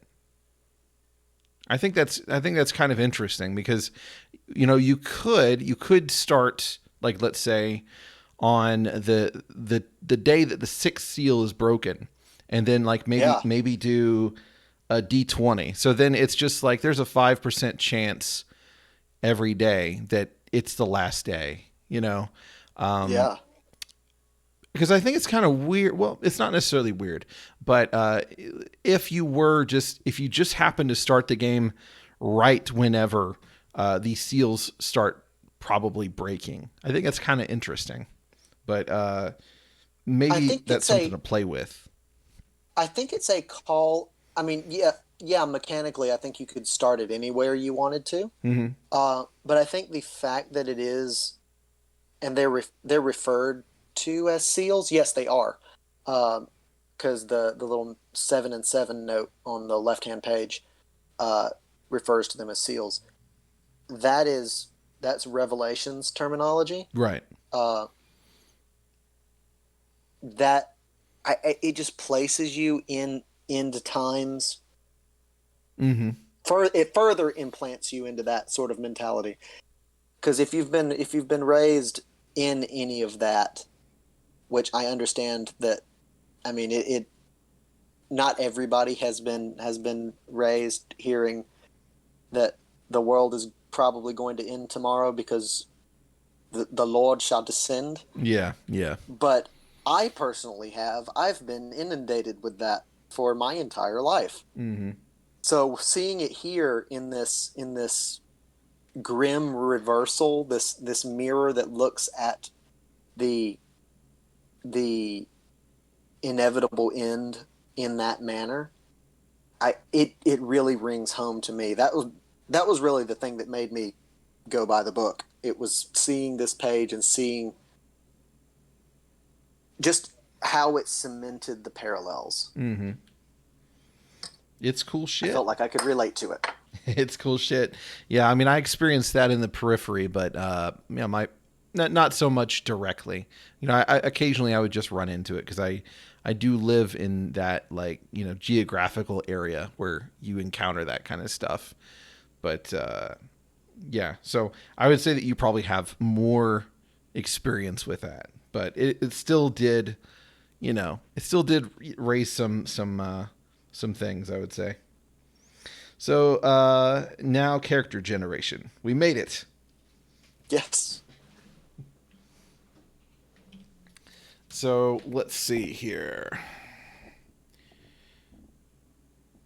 There's a lot of places we could go from here. I don't know exactly what order you want to cover that in. Yeah. So, like, just real quick, there are those who seek riches or redemption. Redemption is a very interesting thing to suggest that it might be sought because how would you even go about doing that? Like, are you gonna try and just I don't know, like uh, you can't stop the inevitable. Maybe, but maybe you don't believe it. Maybe you're trying anyway. Maybe that's why the heretical priest has to be killed is because they're trying to give people hope. Have you played have you played Lisa the Painful? No. You should check it out. It is it is one of the strangest settings I've ever seen, but the character you play is he's a hopeful figure in a tragic world striving towards a positive end, but in the end everything is just as bleak as he always feared it would be. Um, I don't know if you've read The Road by Cormac McCarthy. Seen the movie? Okay, okay, okay. Um, I saw the movie too. The book, the book's better. Uh, but I mean, there's some of that with him as well. With the man uh, trying to protect the boy in this world where everything is bleak, everything's over. Uh, I don't know. Redemption is an interesting word in this context, but I think only tragic tales can be told in this world, and the tragic end of attempted redemption is a very fun story to tell. Yeah, I would say so. Which it's an interesting way to go about it because more often than not, the deaths are going to be kind of funny. At least Yeah. that's how it was for our game. Uh, let's see. So you get some money. You get a water skin. You get some food. Um, so the fact well, I mean, I don't really know many D&D like variant games that don't involve food and water, but at least like that just implies that maybe you should think about using these resources. What is your experience been with that? Do you factor in starvation and thirst? It's a game by game basis. Mm-hmm. Uh, I've done it. I have players that are willing to care about it, uh, but it's not an all the time thing in my games, at least in the games that I have run. I run a lot less now, but I used to have a home 5e game that originally used it, and then we switched to not using it just because the interest of the players kind of went elsewhere. Yeah, I mean, 5e is a hard one to make that really stick. I don't want to get off on a tangent on that, but Yeah, there's just a lot of things in there that kind of make food and water more likely to happen, and yeah, but that's not the case here, as far as I can no, recall. So no. It is very when you have you have a D4 days worth of food, which means you could only have enough food for the rest of the day. Yeah. That says something. Mm-hmm. And a lot of times when you Um, do find food, it's not very pleasant. no, no, it's not. It's like a Um, dead dog on the side of the road kind of thing. right. Um, yeah. I don't have a ton to say on that, but it does put it directly in your face. Uh, Well, you. it's the Oh, sorry. Go oh, ahead. go ahead. I Go was just ahead. I going to had say you did already mention about the 33% chance that you don't get anything to hold your stuff in or on. Yeah, I mean, it's just because of the sentence that comes directly before it. Yeah. To begin with, you are what you own, and then Then the nothing. most likely thing to happen is nothing because Mm-hmm. it's one and two out of that D6. Right. That just that's awesome. Mm-hmm. That's hopeless. Um, like I said before, hopelessness is through this whole thing, and it's the first thing you roll that you are one third possible to be told you are nothing. Mm-hmm. Um, the the next two charts are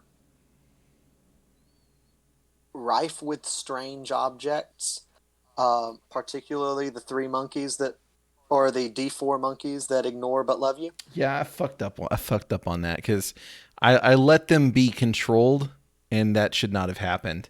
But that won't happen again. Yeah.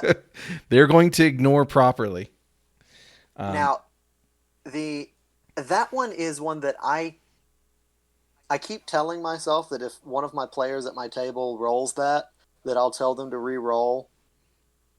It it is the most I don't know, uh, incongruous thing in compared to the setting that I think is in this entire book.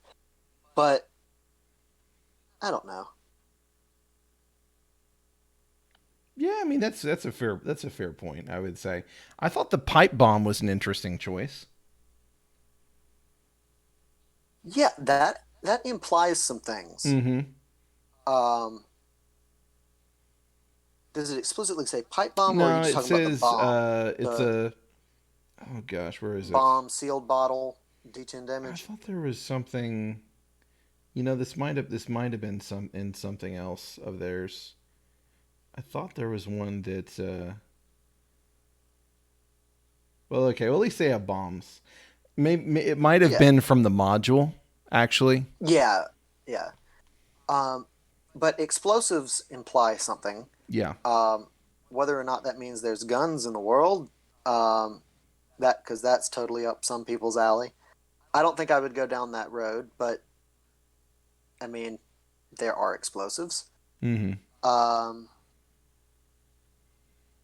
the scrolls you can roll on here uh, are really important, Mm-hmm. unless you are a Fang deserter, in which case you are instructed to either eat your scroll or use it as toilet paper. Yes. So I do want to mention that they like it was. I spent some time trying to find out what being having an infection does. I finally found it, but like there are a few things that reference it. Like Yeah, make a toughness roll or infection, yeah, and it took me you a can't while to fucking find it. heal. Yeah, basically, yeah. So, which is kind of cool. It's a like very easy thing to handle. Like there's not really much to remember there. It's like yeah, you can't heal until you get that taken care of. Uh, And I mean, you could do a lot more with that. You could make it different things depending on what infected you. right. But I mean, there's at least a baseline there. Mm-hmm. Um, because it doesn't add any new mechanic; it just subtracts a mechanic, Right. which I think is really important. Um, and I mean, once we get into the classes, I'll I'll kind of talk about this a little bit more. But when you have a strong base set of rules and you put the exceptions to those rules in the hands of the players, and then the only way that you modify those existing robust set of rules is by subtracting from them, I think I think that makes for a very elegant game session that requires very little explanation. That's true. Yeah, you can't heal. You can't heal from arrest anymore. The end. uh, Yeah, yeah. So as opposed to every 12 hours you need to roll a roll, and if you fail that roll, you take a D2 damage, but if you fail twice in a row, that damage increases, which is what some games do. hmm, very true. I like how lard can function as 5 meals in a pinch. You Yeah, can just sit there and eat lard. which is just the saddest thing. Yep, yep. Um, but it also reeks of Patrick with a jar of mayo. And then you have the small but vicious dog, which is Yeah. Warhammer reference. If I'm, uh, Oh, really? yeah, from what I understand, like if you are a rat catcher, that's one of the things that you can start with is a small but vicious dog. Cool. I would be interested to know if there is an origin for the monkeys. I mean, I would say there probably very well could be, and there Um, might even be a reason why there's three specifically. yeah. And there is a Oh, it's D4. D4. I'm sorry. yeah, it's a D4. D4. Um, that's also the chart where you can possibly get a shield, Mm-hmm. which is the first reference to armor that comes up, because it's just a flat -1, Mm-hmm. which is in addition to your ablative armor, if you have any. And I'm sure we're going to have some discussion at length when we get to that. Yes. Yes, I think that's inevitable. So now we have weapons. So whenever I looked at the interview, they talked about how important the femur was. Okay. Just because it was what they ended up doing at the table, and they're like, we have to make sure that this is featured, so it sounds like people were just whacking each other with femurs or whacking things with femurs, and so it's like, yeah, we're gonna give this a whole goddamn page. Um, I've heard the the next page where all the implements are stabbed into the body. Mm-hmm. That is the most memorable page in this book, at least to me. Mm-hmm. And I heard Pele talk. No, it was Johan talking about how you normally want uh, clear layout in books, especially when they're going to be readily referenced. Um, that you can just kind of eyeball your way to where you need to go, Mm-hmm. and you can internalize the layout through structure and predictability. This kind of breaks all those structure rules, but it's still as much, if not more, memorable Mm-hmm. because you know what those pages look like. And in a book that's this small, you can just kind of thumb through the pages till you find the one with the guy stabbed all over with the weapons. Yeah. Yeah. Um, and then on the next page, there's the heavy weapons, Mm-hmm. the flail and crossbow and Zweihander. Um, Sword is a D6. That was a strange one to me, and I think short sword is D4. yeah, Uh, short sword's it's D4. not strange. It's just like I'm used to my longer swords being a D8. Dadgummit. Yeah, I'm used to my 5e D8 D10 versatile, Yeah. because that's what I started with, and yeah, But I mean, you do have to kind of reference what these things do Mm-hmm. um, a little bit more. Uh, there is a little a note over to the side that unarmed damage does a D2, and I know a lot of people have missed that Mm-hmm. because it's definitely easy to miss. Yeah. I mean, I would knock that, but at least you're only using that whenever you're rolling for your weapons. After that, I mean, if you need to know the damage, you can just turn like 2 pages, and there's all the equipment.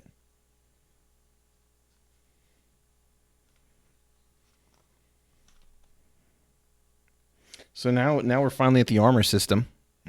Yes. Okay. So, in talking about hopelessness, uh, even though this is probably the least enjoyable mechanic in practice, I think it goes along in a similar way that you can roll nothing on a D6 chart. You can roll nothing when you're attempting to first off, you're attempting to beat a 12, which for most people is going to be rather difficult Yeah. because the majority of folks aren't going to have any bonus. Mm-hmm. And quite a few people are going to have negatives. But then after having achieved that, you hope that I mean, you would hope you would kill the thing you're hitting, but at least want to damage it. But then the dice themselves, as it said earlier, rather you're probably better off trusting your own instinct than the whim of the dice because the dice are out to get you. Mm-hmm. Um, and I'm sure that there is a more enjoyable gameplay workaround, but it is interesting that that is the rule. The rule is you can roll damage and then have that damage entirely negated. Yep. Uh, I generally don't give my monsters armor when I run this because of that. Mm-hmm. Um, I will probably formulate alternative rules for how to use this and to give my monsters armor. But it is interesting that that is the base. Yeah, I Um, would say so. It resulted in a very prolonged but tense fight yeah. on Uh, our I recent game.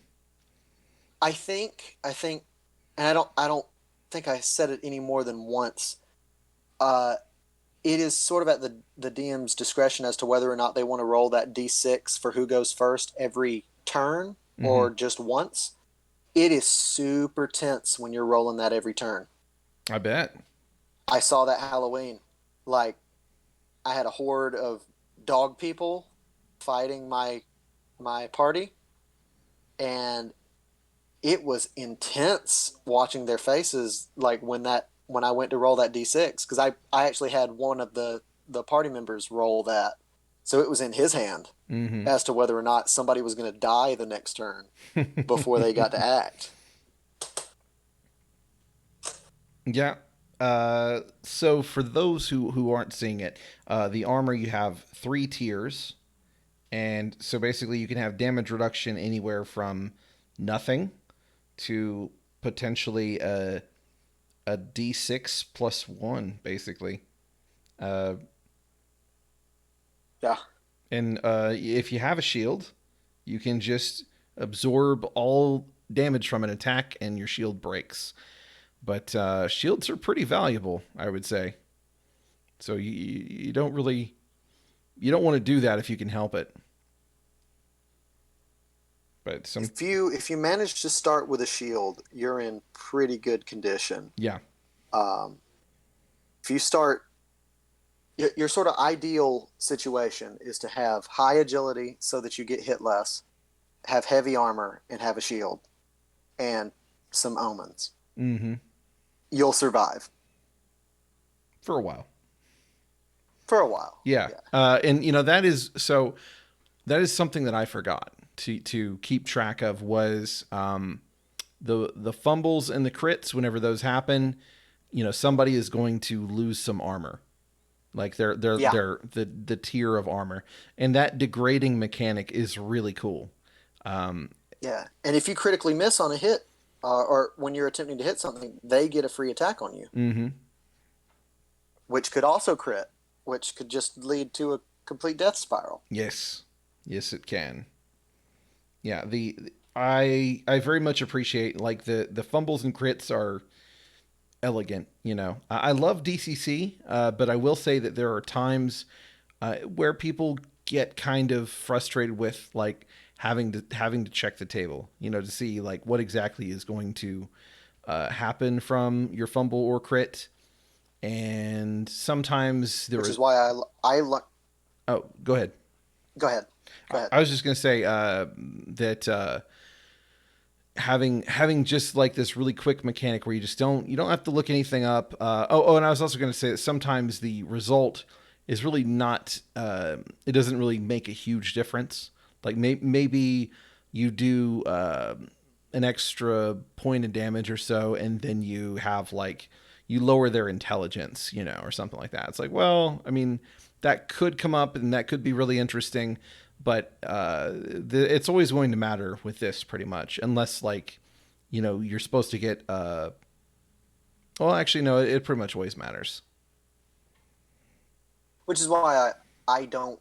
I tried to run DCC remotely, and just found that it was not an enjoyable process when no one else had the book Yeah, yeah. or the PDF. I'm kind of used to like surfing the PDF very quickly, and that's made it a lot more manageable. But you know, it is. I feel like it is a better game at the table. Uh, I feel I'm unnecessarily old fogey-ish, despite being 23, because I like to go through the book as opposed to use a PDF. mm-hmm. Eventually, I will come around to PDF reference, but yeah, definitely when you're using the book and having to flip flop, and you are the only one with the book, oh, that's a nightmare. So we have a silver based economy, which Yes, is different.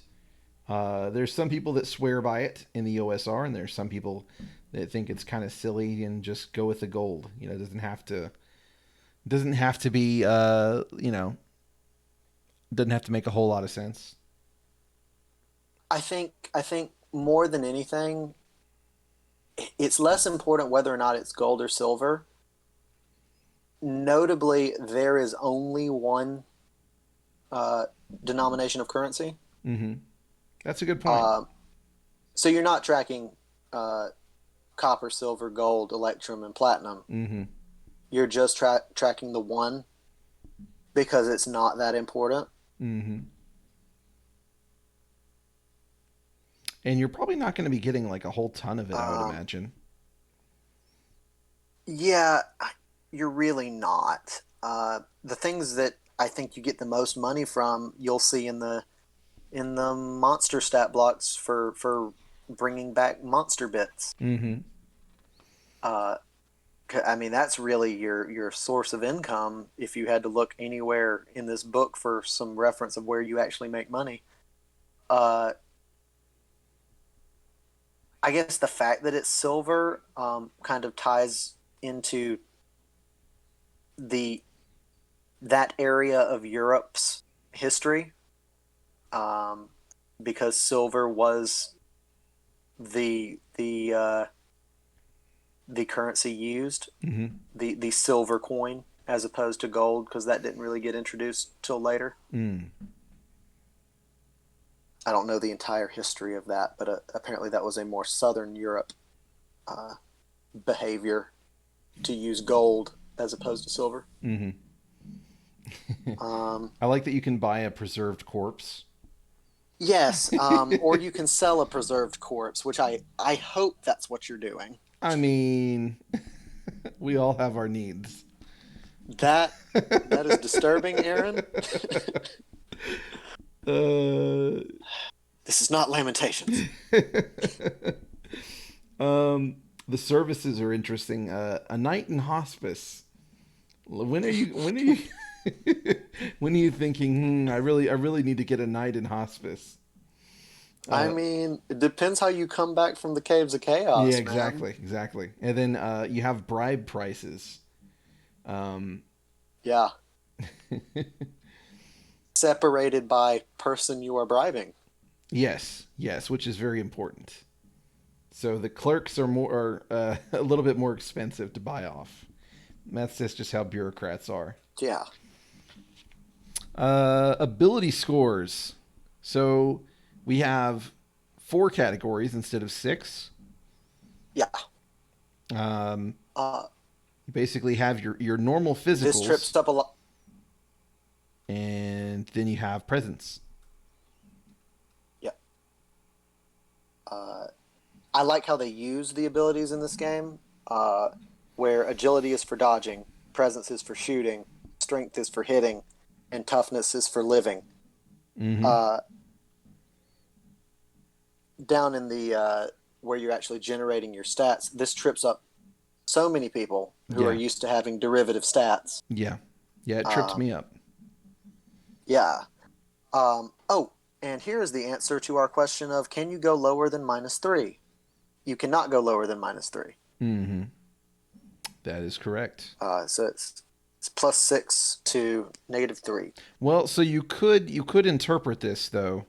It says when the character is later improved on ability. Oh, So you yeah, could you could say that whenever it's like an affliction of some kind, that yeah, maybe it would make sense where it would work, but there's no guidance there to suggest, because in some systems, if you get, if your stat goes to zero, you're dead, and you could say that after, like, beyond -3 would be zero, but there's nothing really to guide you there, so I don't know.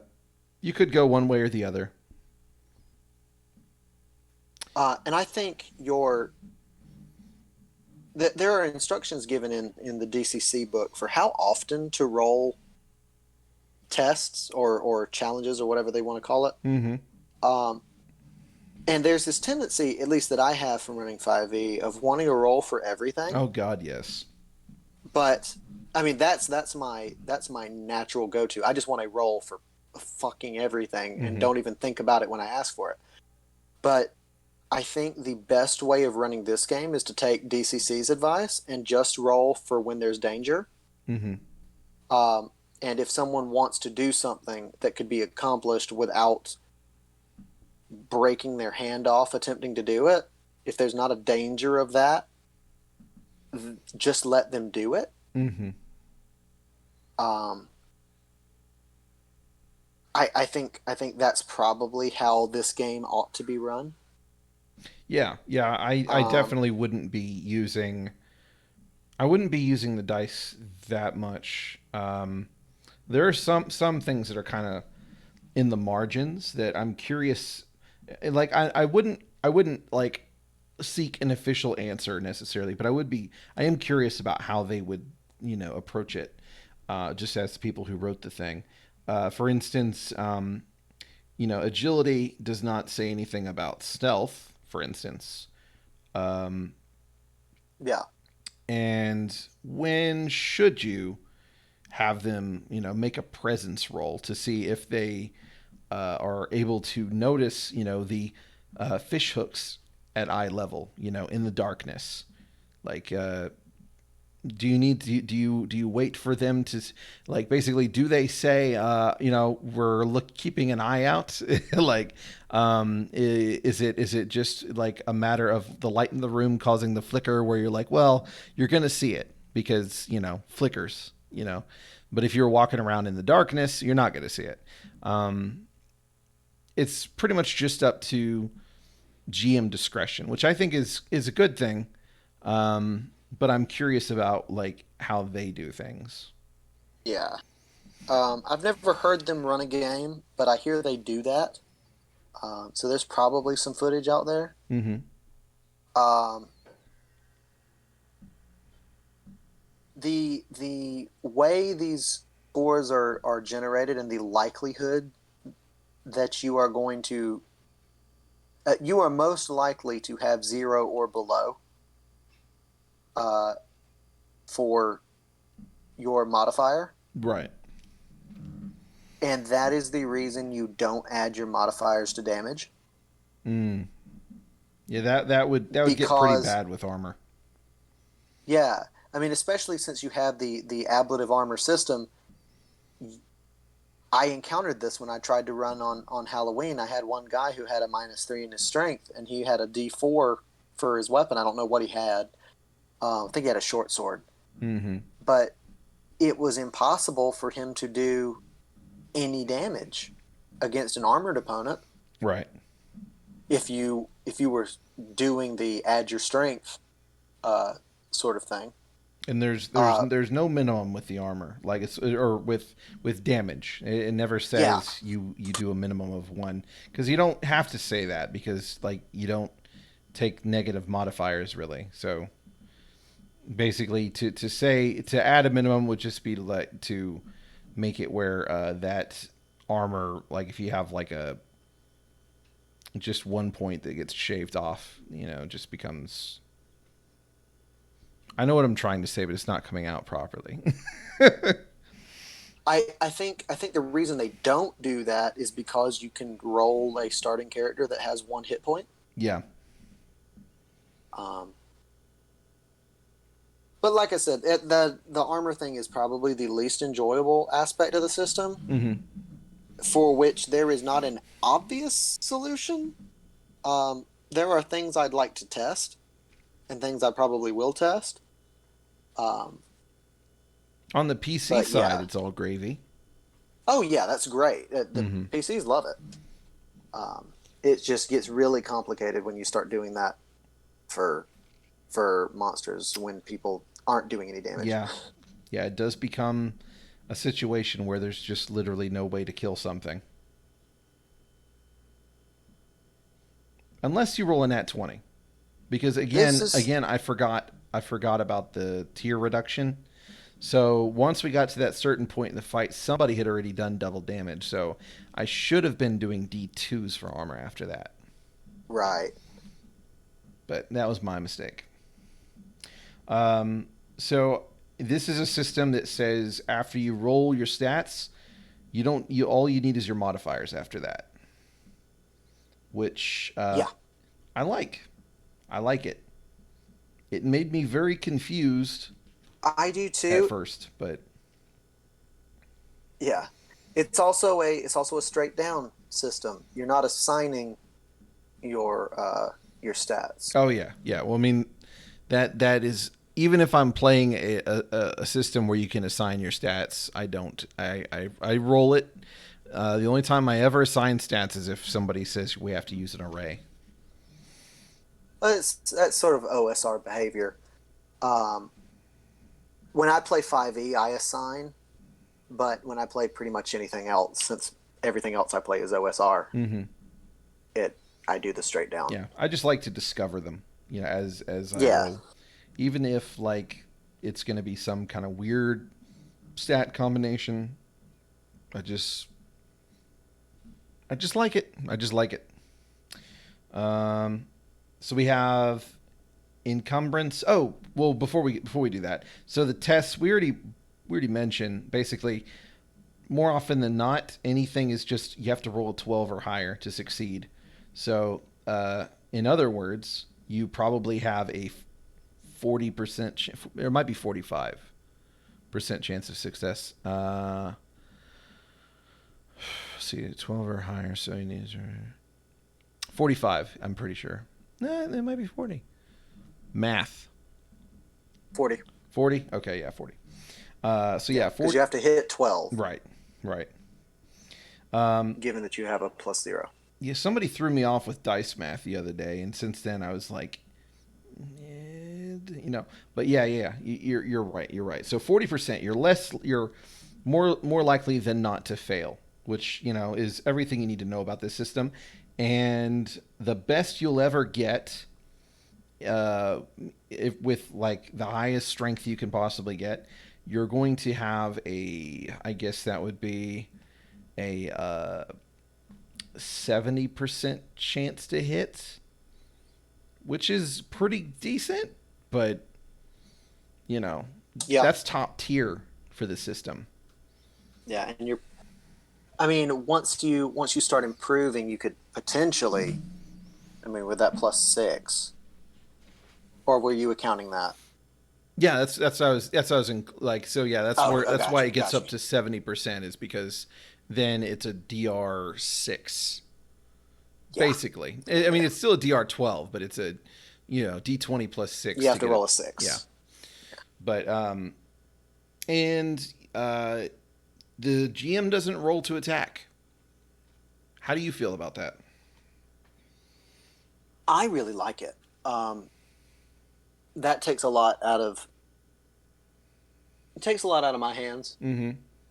If the I mean, especially in a system that's lethal like this and is intentionally so. If the teach if the wow if the player that's what I was trying to say. If the player rolls something that causes them to die, that's in their hands. I don't feel bad about it. Mhm. Because I have this tendency to really wish good upon my players. Yeah. Uh, and I'm always on their side.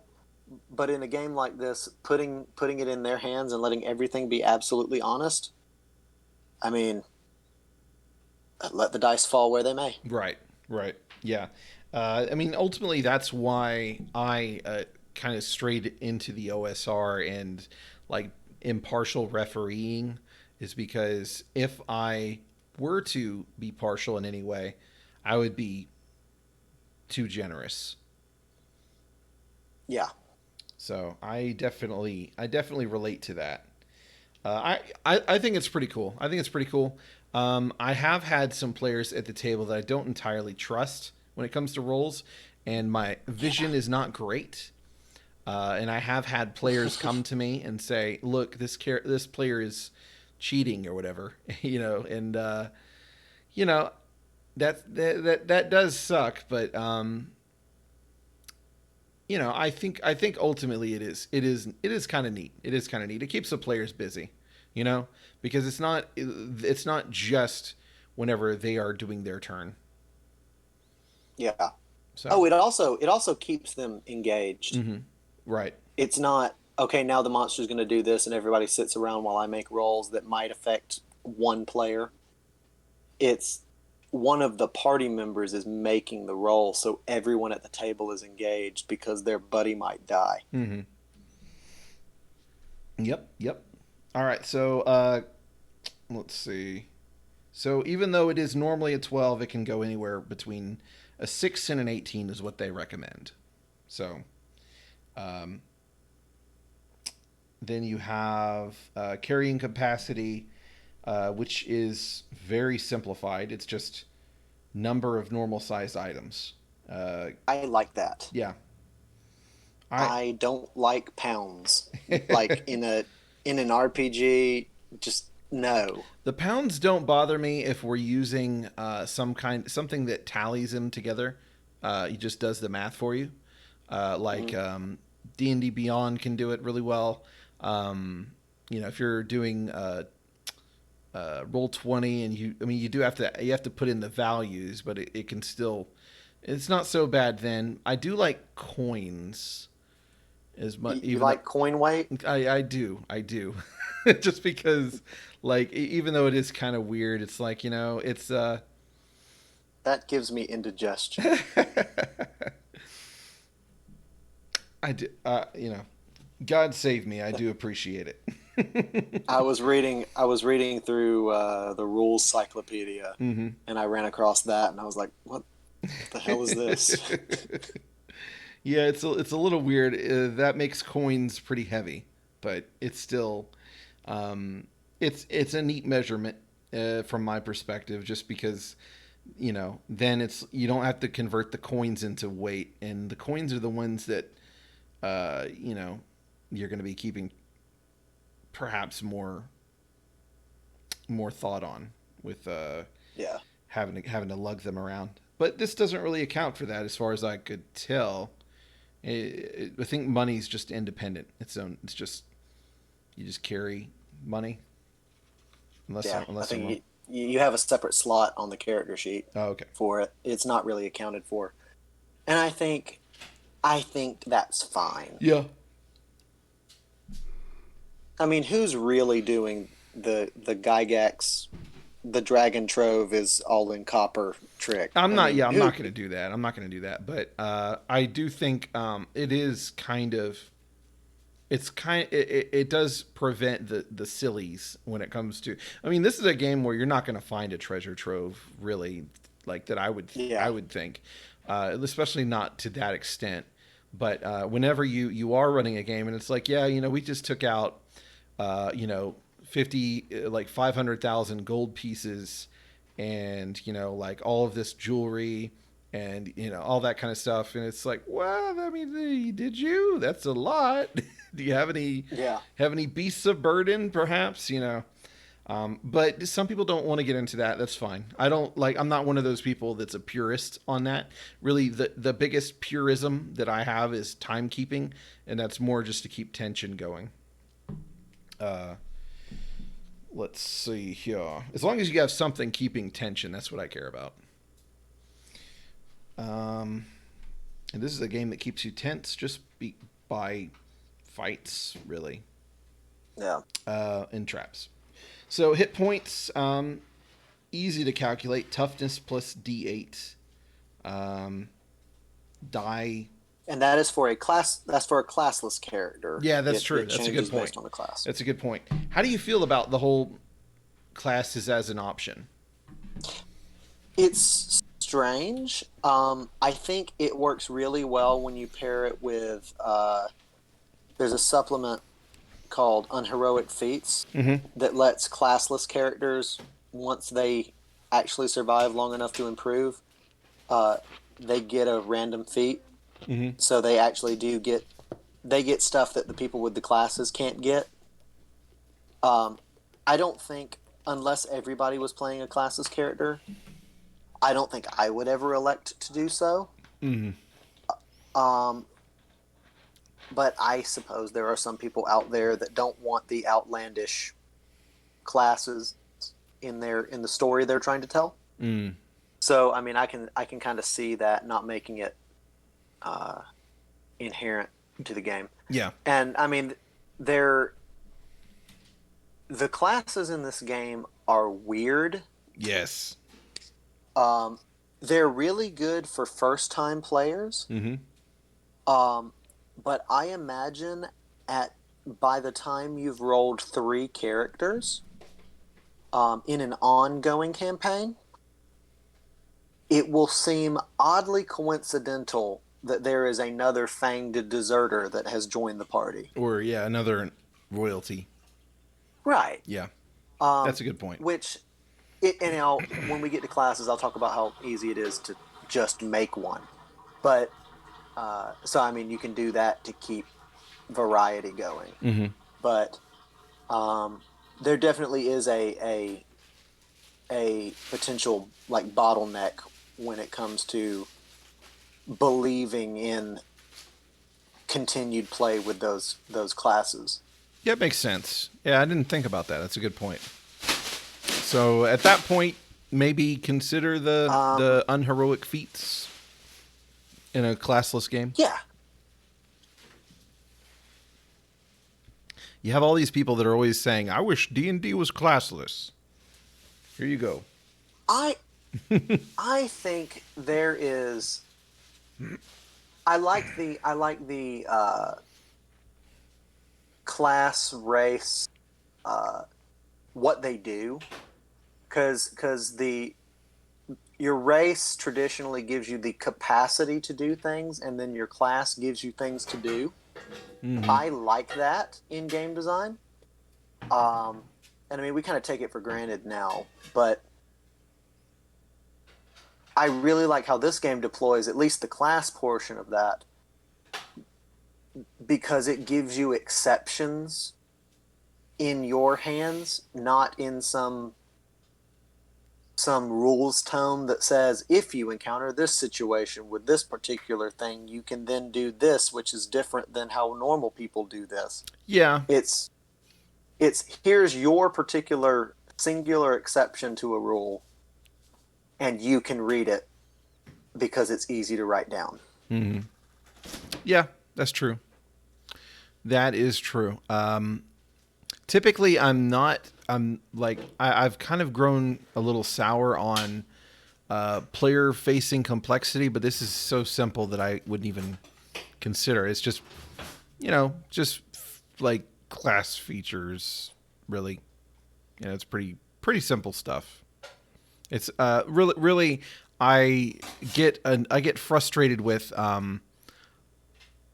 system complexity that has a lot of customization, just because of the fact that it tends to incentivize players to really learn the ins and outs of the system in order to succeed.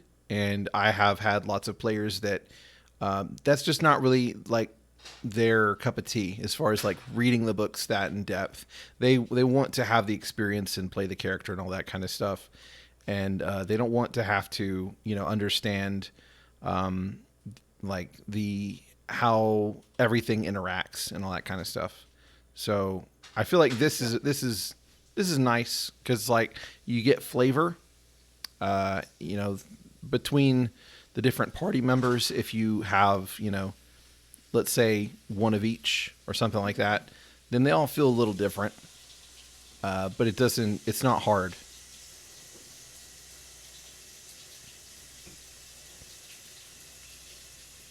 Just another note.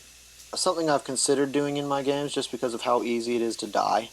Um, I've considered making it if you hit -3.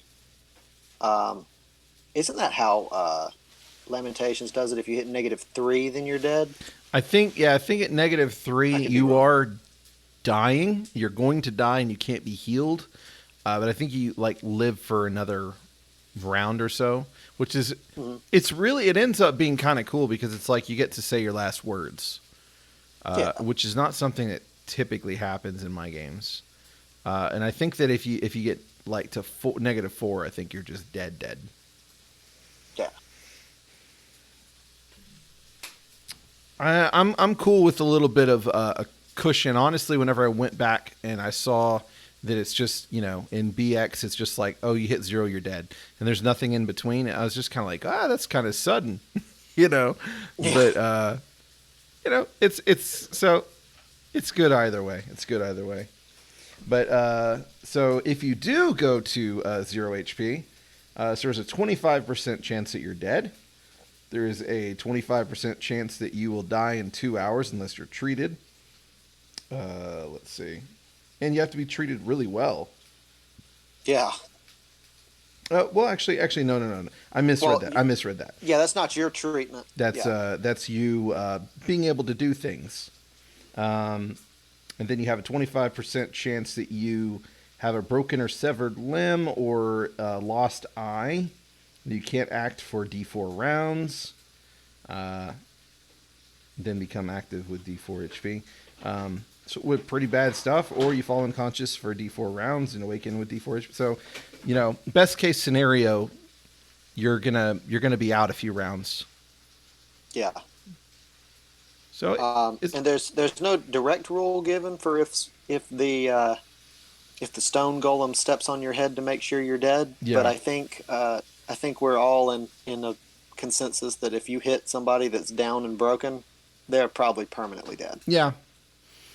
You know, I honestly, I really don't like when you have a system where no matter what the circumstance is, if you have more than such and such HP, then you have to go through that HP to kill them.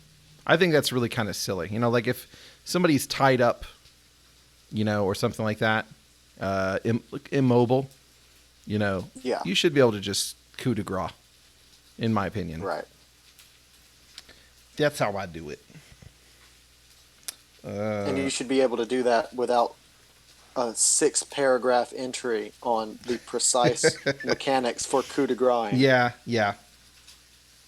Fair enough. So, how long is a round? I'm never really worried about that because I don't think there's much that isn't measured in. I don't know. Like I haven't really worried about round time, like I would in Yeah. some games. You don't normally play with a map, do you? No, well, it Or a depends. grid? Typically, no. I used to religiously, but it's become less of a thing. And as a result, the people I play with, I kind of weaned them off of certain considerations. You know, we went from very explicit, well, you're 5 feet short, sorry, you don't get to attack, to, well, you're close, or you're far, or you're near. It kind of the stuff that you have in the cipher system, where I'm just like, nah, I mean, you're within range of being able to run up there and attack them. It's fine. Yeah. So, you know, if we kind of cut some of that short, but there are some times when I like to do that. Whenever I know that there's going to be a lot of, area of effect stuff happening, or something to that effect. Yeah, I think this paragraph about how long is around expresses the designer's intent that this game is probably not to be played with a grid. Mm-hmm. Though I've run it with a grid and it's fine. You Yeah. just kind of have to establish either that you don't care how far you move in around or how far you can move in around, one or the other. Because I mean, it just tells you can traverse a normal sized room, but what is that? I didn't even realize it. No feet, no number of feet. No feet, and that is really weird to people for the first time. Mm-hmm. It's amazing how we've been indoctrinated in these things. Yeah, yeah. You take a lot of things just as an assumption. Yeah. Did we skip initiative? Well, we had talked about rolling the d6. I think we did technically skip it. Okay. We didn't talk about individual initiative. Yeah, that's right. That's right.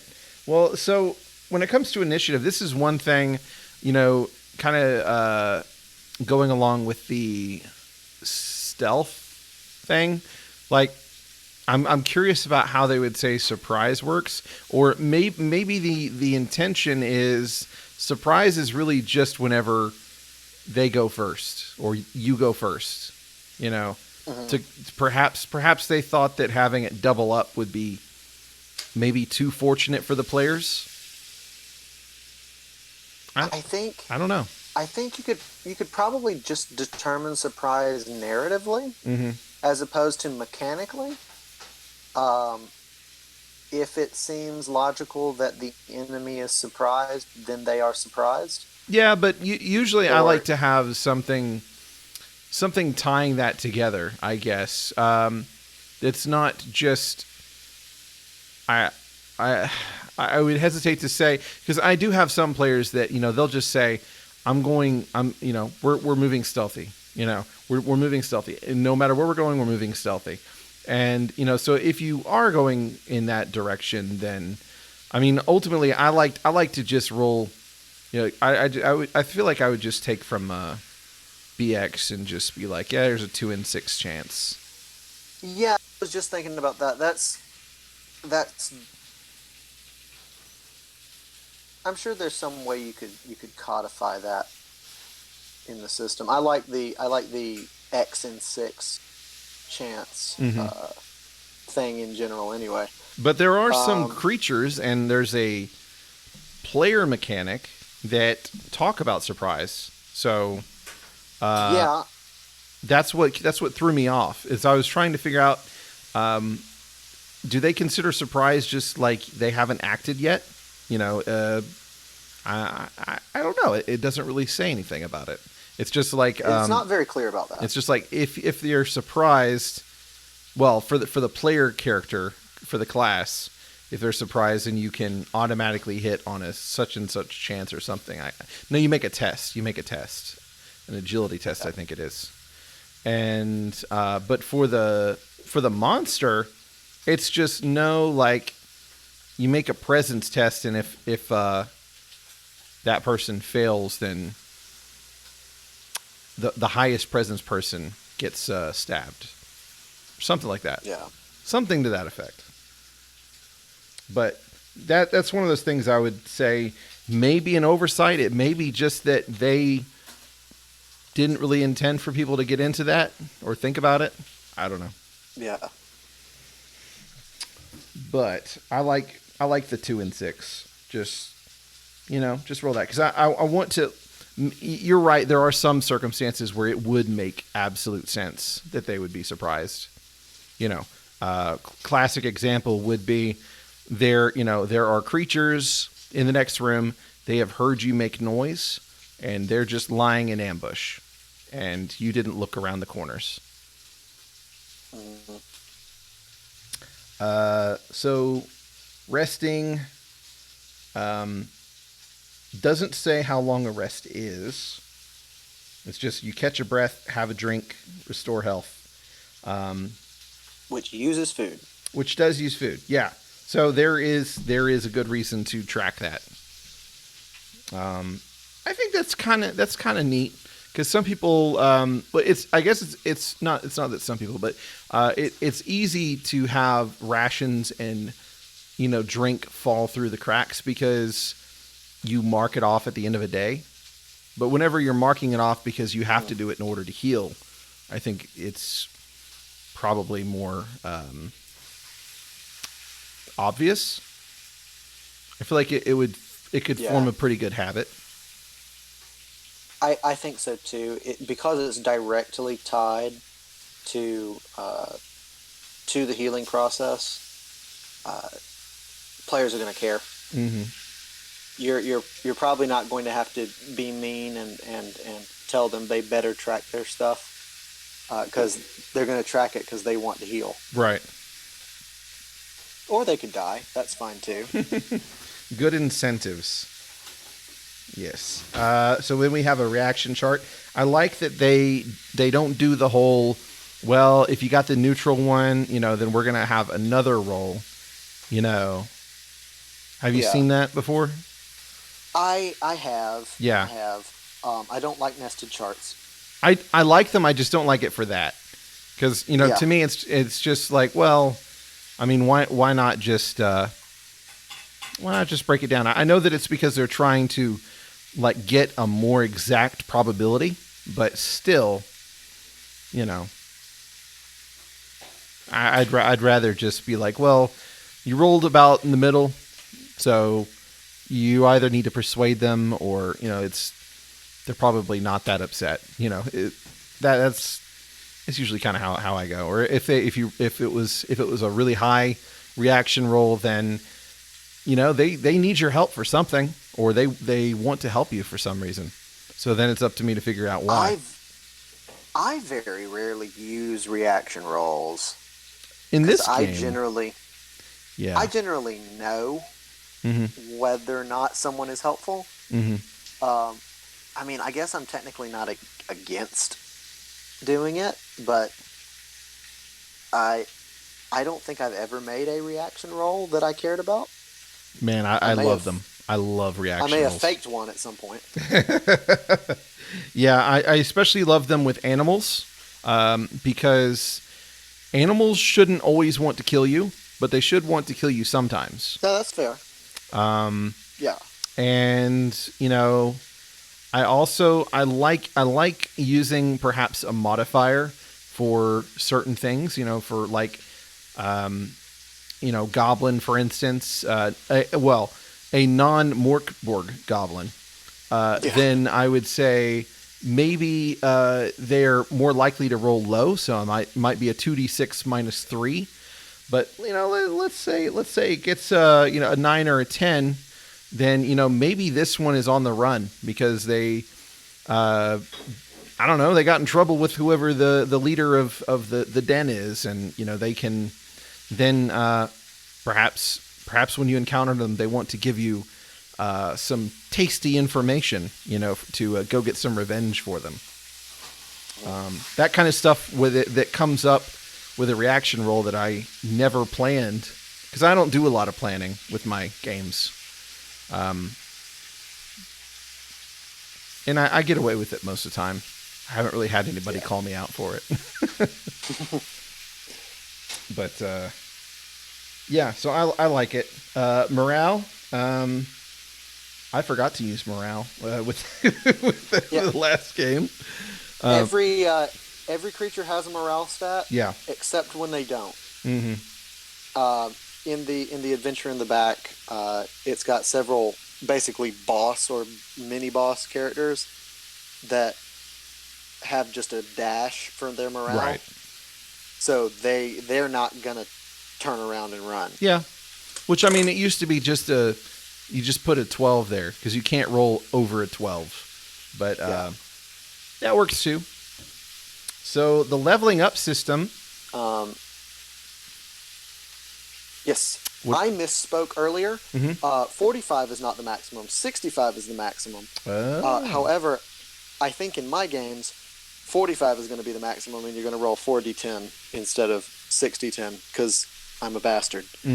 But this is a really cool system. I have never played in any other game where you could disimprove by leveling up. I know, right? It's a cool thing. It's like simulated atrophy, even though like you're not. So that means you may want to override it, or maybe it means that like their food was spoiled and they contracted some kind of infection that's affecting something. All right, I don't know. You could come up with a million different explanations, but it is incredibly difficult to maintain a high score. Yeah, that's hopeless. Which is another thing I probably would run a little bit differently.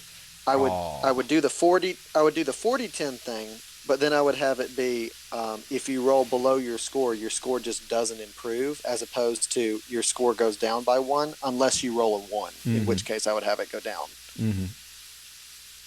But I have yet to have people survive long enough to do this. So yeah. I got one guy. He's close. He's very close.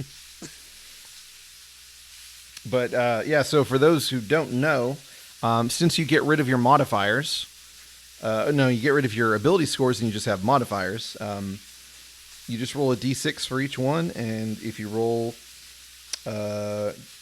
equal to or greater, then it increases by 1. If you roll less, then it decreases. Very simple. Yep. I mean, you level up super fast. It quote unquote level up because there are no levels, but you get better in a way that takes no time at all, which is pretty neat because there have been times when, especially with like 5e, I would think it would probably be even worse with like 3rd edition, but where somebody forgot to level up when they earned it, and they come to the session and they're like, oh crap, now I need to go through all these things and change all my modifiers because now I got a new proficiency bonus, and et cetera, et cetera, et cetera. I think this system is best done because you get some extra items that you find in the debris. I think this is best done between sessions. Yeah. Or at least during story gap. Just as another note, the authors have confirmed that thing, that nightmare on the left-hand side, is Necrobell. Let me see here. Because I switched pages. Ah. Well, that thing is badass. Yep. Interesting that it's in a lotus pose. Yes, that is interesting. And I believe the head that it's holding on in its left hand is Yetzabunech, the black which stands before the sun.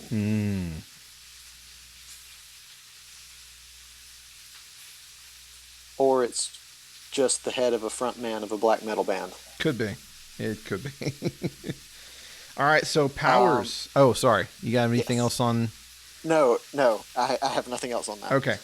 All right, so powers are basically they're your powers. So whether it is the derived from sacred scrolls or unclean scrolls, if you're doing something that has some kind of magical nature to it, it is a power typically, and it comes from a scroll, and you might fail at it. Right. And the not being able to use spells for an hour, that sucks. Oh, it does. It does. Yeah. However, something that I heard someone point out, but it's pretty easy to see once you actually look at what the spells are. Unclean scrolls are basically wizard spells, Yeah. and sacred scrolls are basically cleric spells. Mm-hmm. Um, and a lot of them, most of the starter spells from like BX are here, Mm-hmm. to some extent, and there are some that like death that dips a little higher in the spell slots, in like in a traditional D&D game. But I like that there's a pretty wide variety. I love the names. The names are cool. Um, Well, I mean, death is a kamikaze, just about. All creatures uh, within 30 feet lose yeah, 4d10. and there's question as to whether that means you too, like the caster. I would say yes. Uh, and it's a total of 4d10. So A you roll a total. 4d10. Okay. Well, Yeah, and then you're like, and then the question is, how do you distribute that? Does everyone take equal damage, or is there some sort of preference? hmm.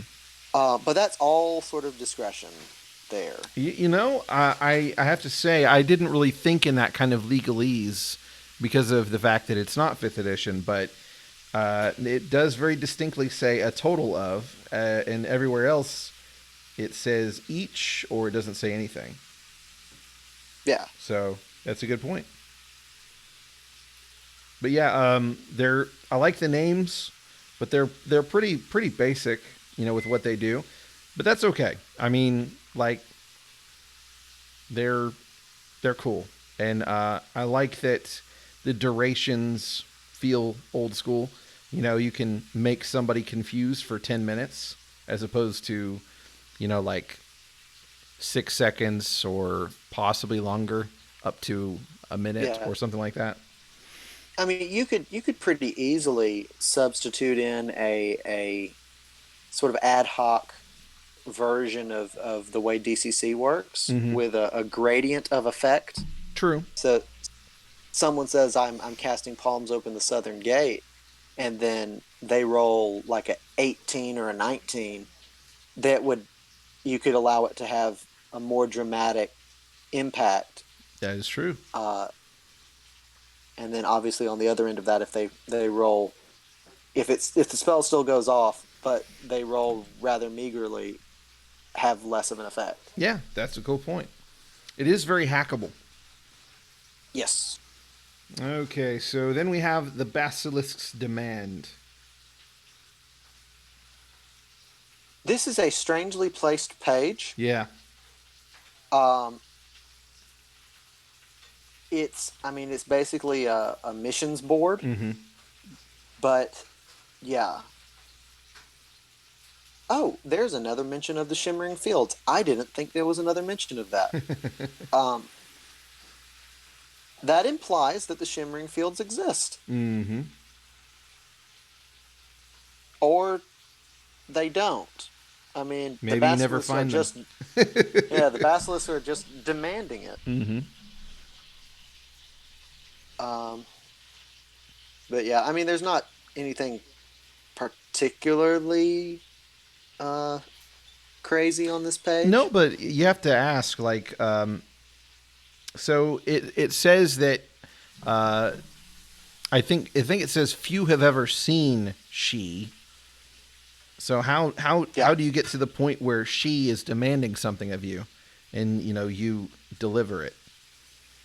that is a that is a good question. If it was he, I'd Um, get it. yeah. Um, no, I am totally behind the idea that an army of inquisitors comes to a town and demands Oh, one of okay. these things Yeah, that'd be nice. because the basilisks have demanded it, Mm-hmm. and they just end up slaughtering the whole town because no one can actually obtain any of these things. Mm-hmm. Some of Um, them are doable. yeah.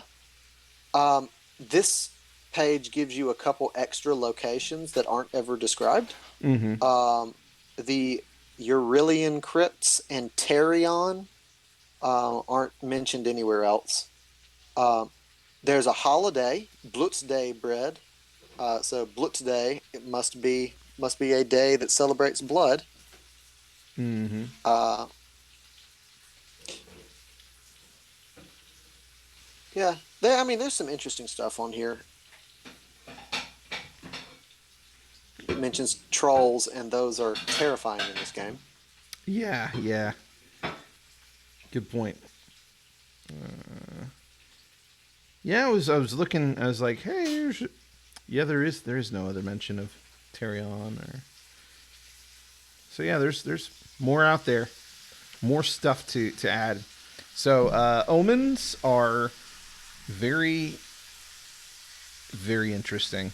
So I never actually read the part about where they came from. Uh,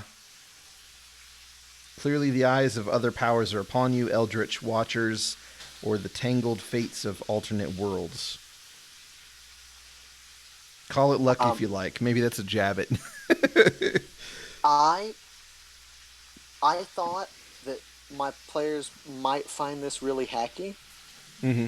but I mean, I was when I ran this on Halloween, I was decked out in like corpse paint and everything. And when I told them uh, that if they wanted to use an omen, they were to raise their hand in the sign of the two-headed basilisk, and I showed them the devil horns hand sign, Mm-hmm. and I had black metal playing in the background. They got it, and it was awesome. That And is they great. used so many omens, and they were so in it. Yeah. And at one point, one of the players forgot to raise the hand, and I didn't. I wasn't even thinking about it. But then they said, "Wait, wait, wait, wait, wait," and they raised the devil horns, and I was like, "Yes, this is exactly what I want." So it is a way to kind of use your fortune in a way, or change your Yeah, fate. So it it is an essential mechanic that is specifically before the optional stuff. When I first read the system, I thought this was optional too. it It is says not. it says optional rules above it. Does it? Mm-hmm. Oh, yes, it does. That would explain why I thought it was optional. Yeah, yeah. Um, But I could see why though. Because in our game, it saved some lives. Like it would have been a TPK without omens. Absolutely.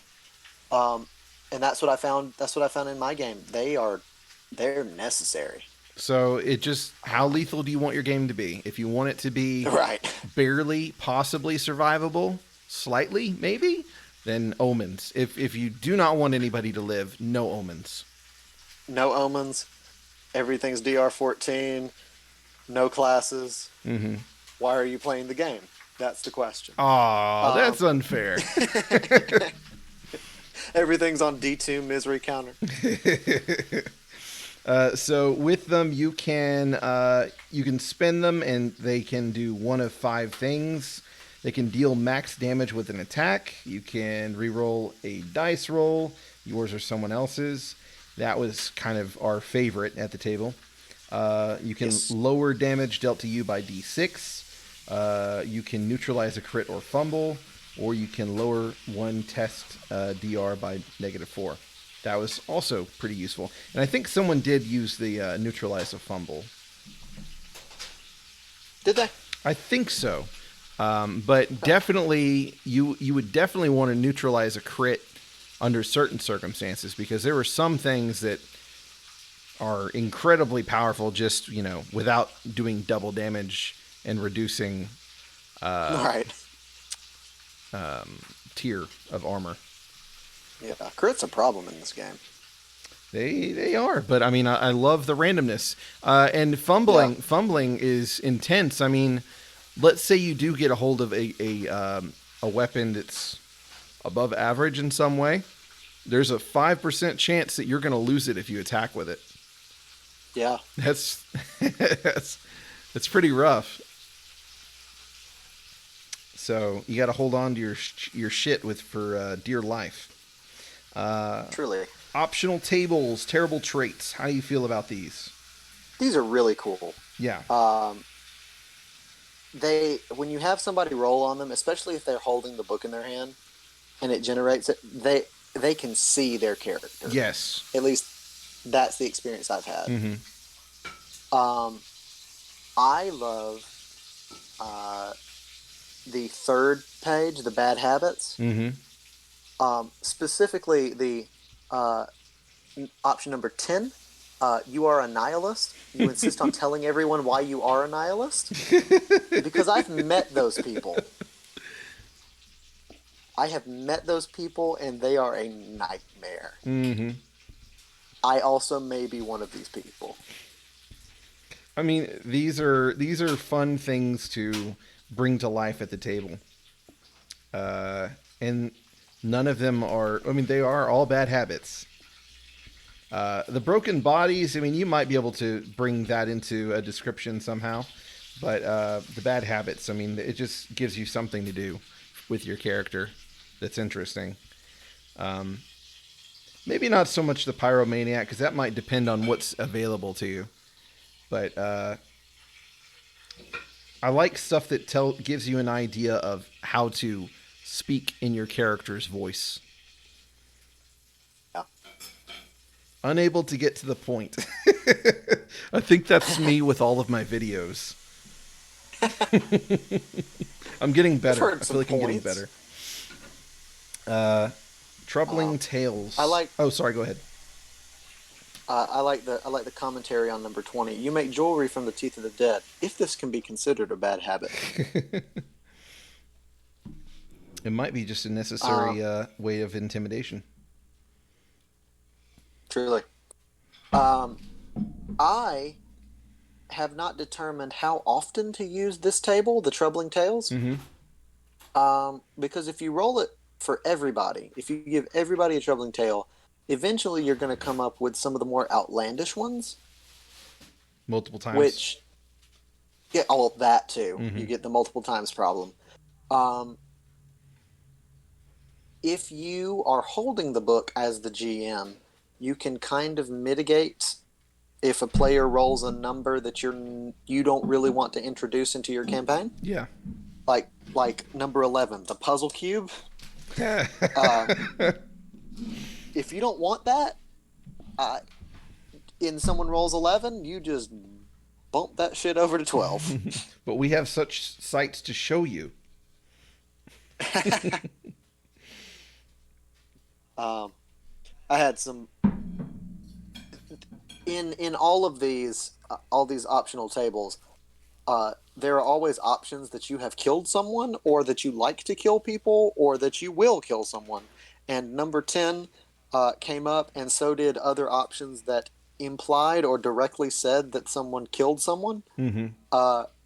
And that was when that player exclaimed, "I am the only one at this table that has not expressly killed someone in the last month." But let's be honest. You probably have. You just don't know it yet. Truly. It hasn't come out. All right, so Arcane Catastrophes. This was so hard for me to read the first time. Yeah. Thank goodness they put the thing on the bottom. This is some of these things on here are nightmarish abominations that I really don't want to picture. Mm-hmm.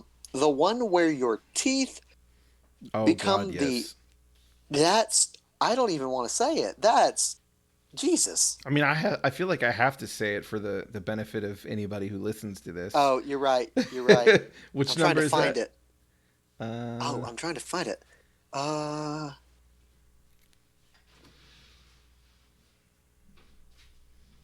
it. I found where your skin tatters like paper. Mm-hmm. That's always nice. Here it is. One by one, your teeth fall out. Long, brittle fingernails replace them in your gums. Oh, your smile is horrific, and you find it hard to eat. Jesus. Need to have that happen to a Fang Devourer. Or Fang Deserter. Which is the next page. Interestingly. This is true. I like how they have a D6 table for classes. Yeah. It's D6 for everything except the occult herb master, which has D8s for everything. Oh, okay. I misread. I thought that that was like D6 to Why? determine which class. Oh wait, no. Looks like Oh yeah, well it is a D6 to determine which class. yeah, That yeah. is correct. Because But then I you have D6 tables in each. yes. Uh, Yeah, that's nice. It's but nice whenever, even if you have the same optional class by chance, you're still going to be different from the last one, possibly. yeah, um, like I said though, there will eventually come a time when enough things have been seen by the people playing that it will it will break immersion that another, I don't know, gutter-born scum who fell from his mother's corpse outside of Galgenbeck Yeah, uh, shows up. yeah,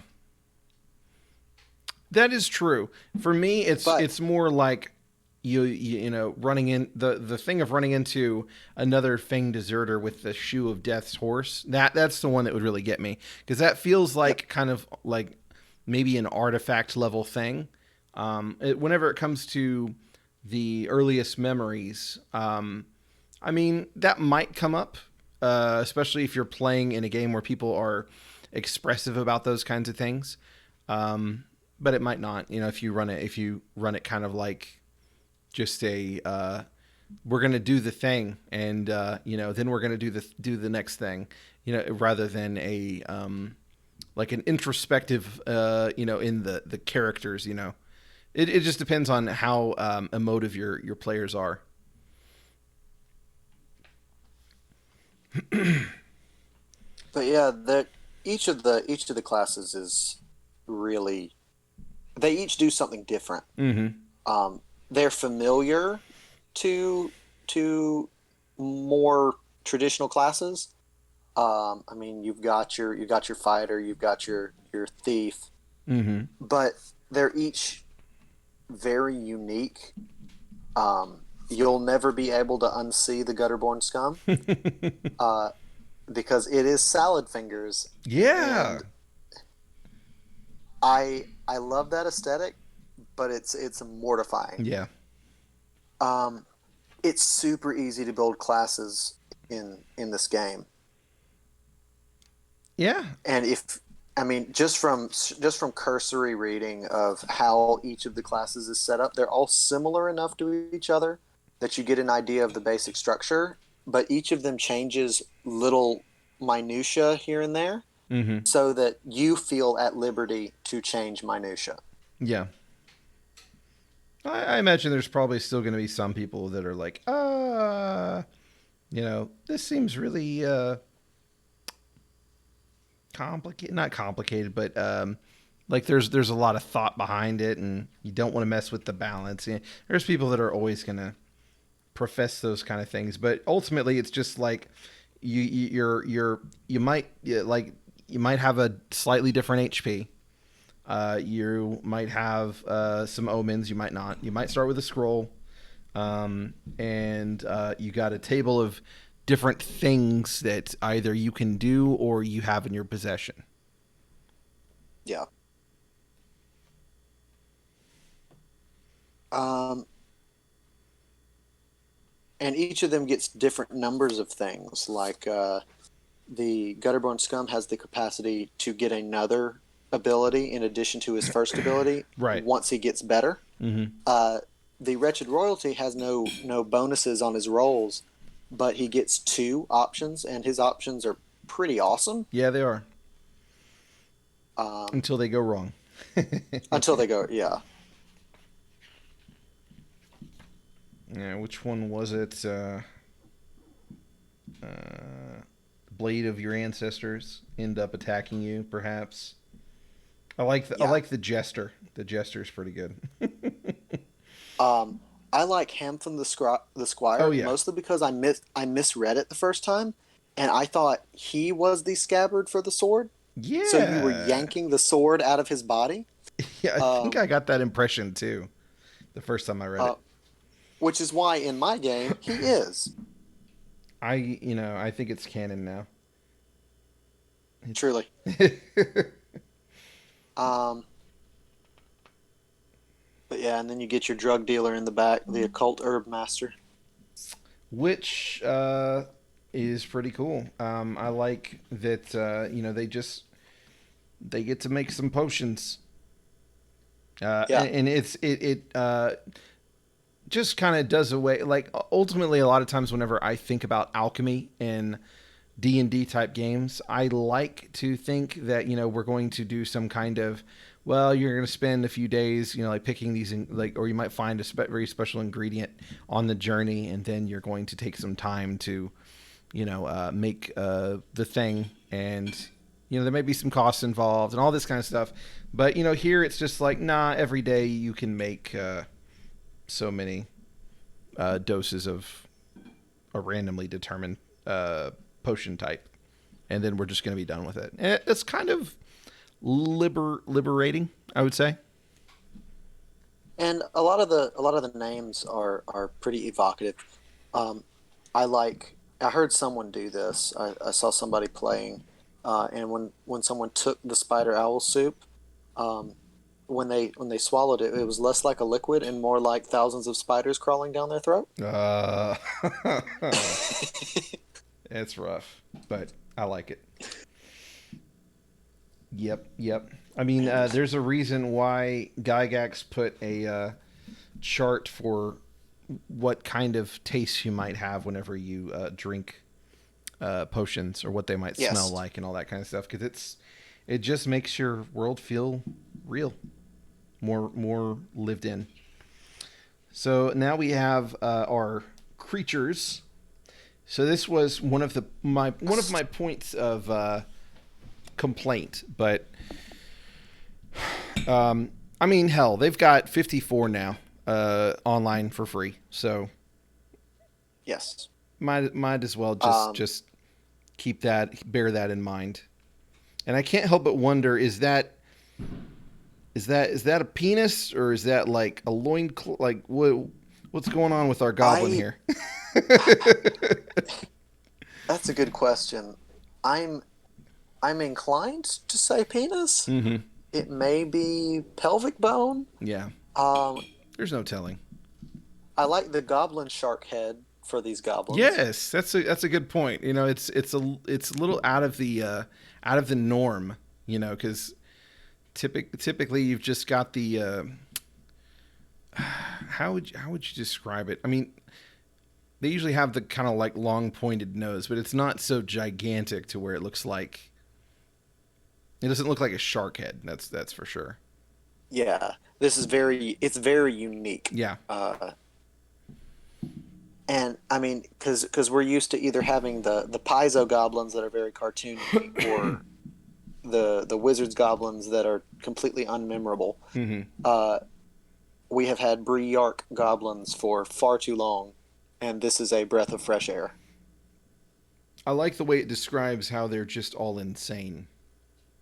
Yes, and that if you are cursed, I mean, you're mentally still there. You're just trapped in flesh that doesn't do your bidding Mm-hmm.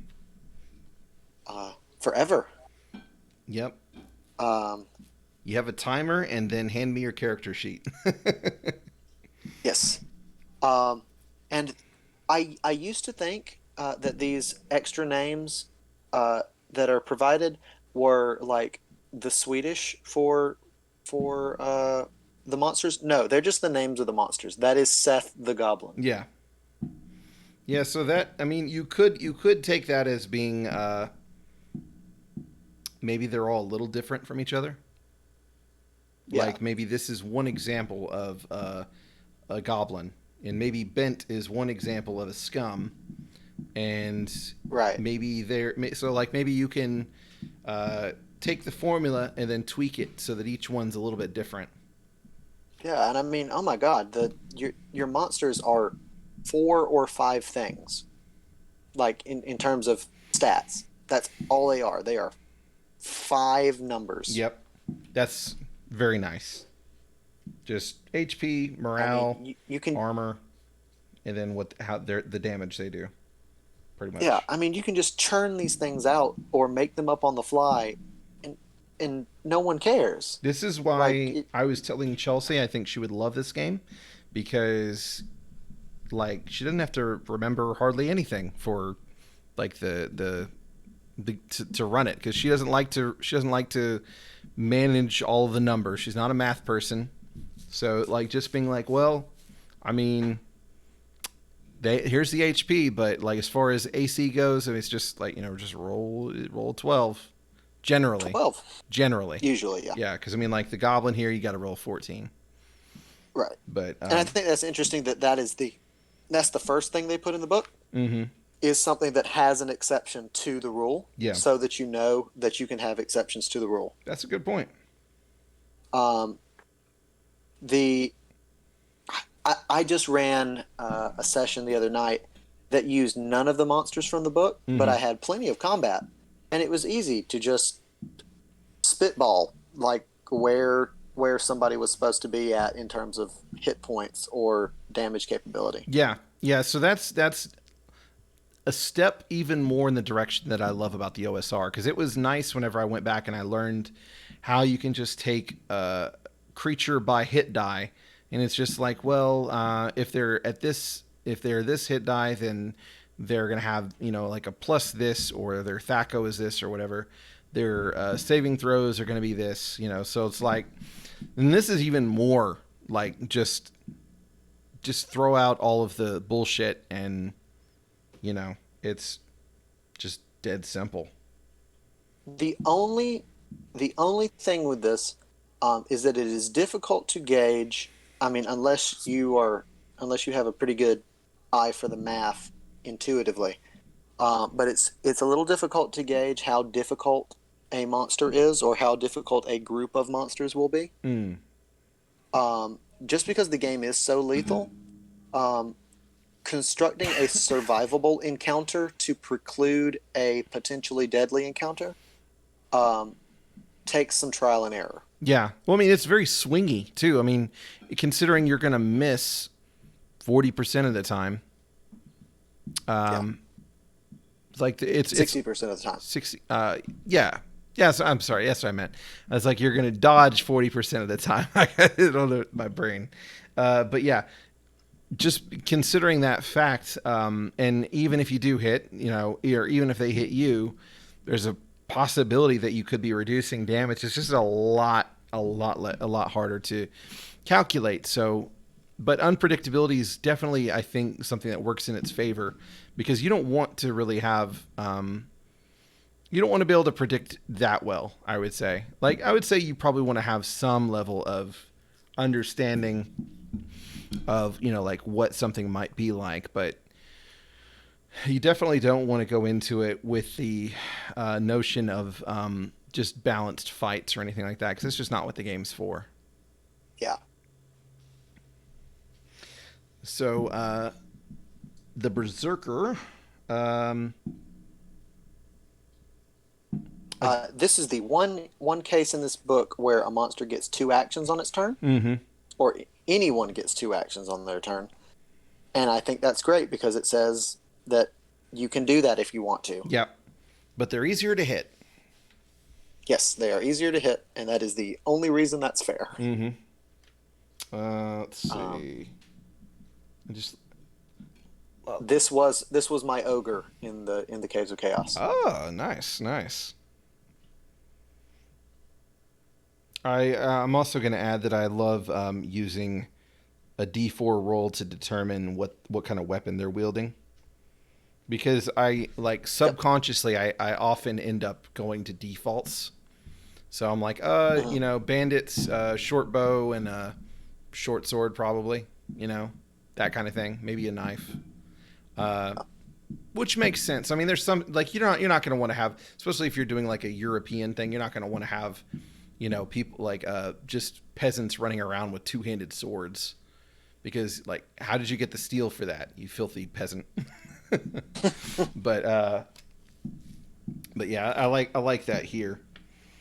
At least they might get a little bit of attitude. They might feel a little different, especially when they're swinging a big ass warhammer.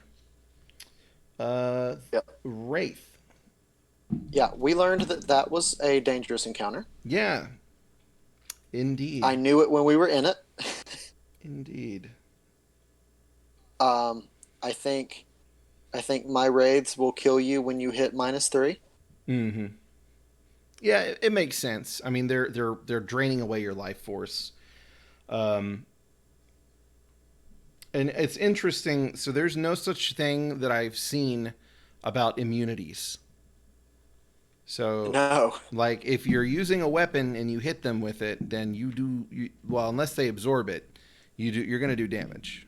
So there's not that whole arms race of throwing things that are immune, and then the players trying to have to find something magical, Yeah.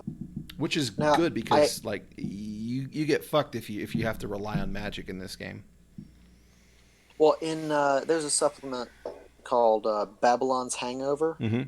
uh, and it's got an example of a ghost in there that you can't hit because it's immaterial. Mm. And I think it gives like one or two solutions for how to make this thing not a problem anymore. But hitting it is not the answer. Yeah, I think it's good to have something like that. You definitely don't want to throw them willy nilly though. Um,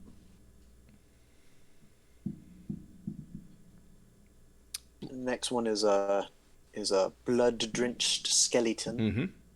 I like that it can mimic voices to lure victims. Yep, that's terrifying.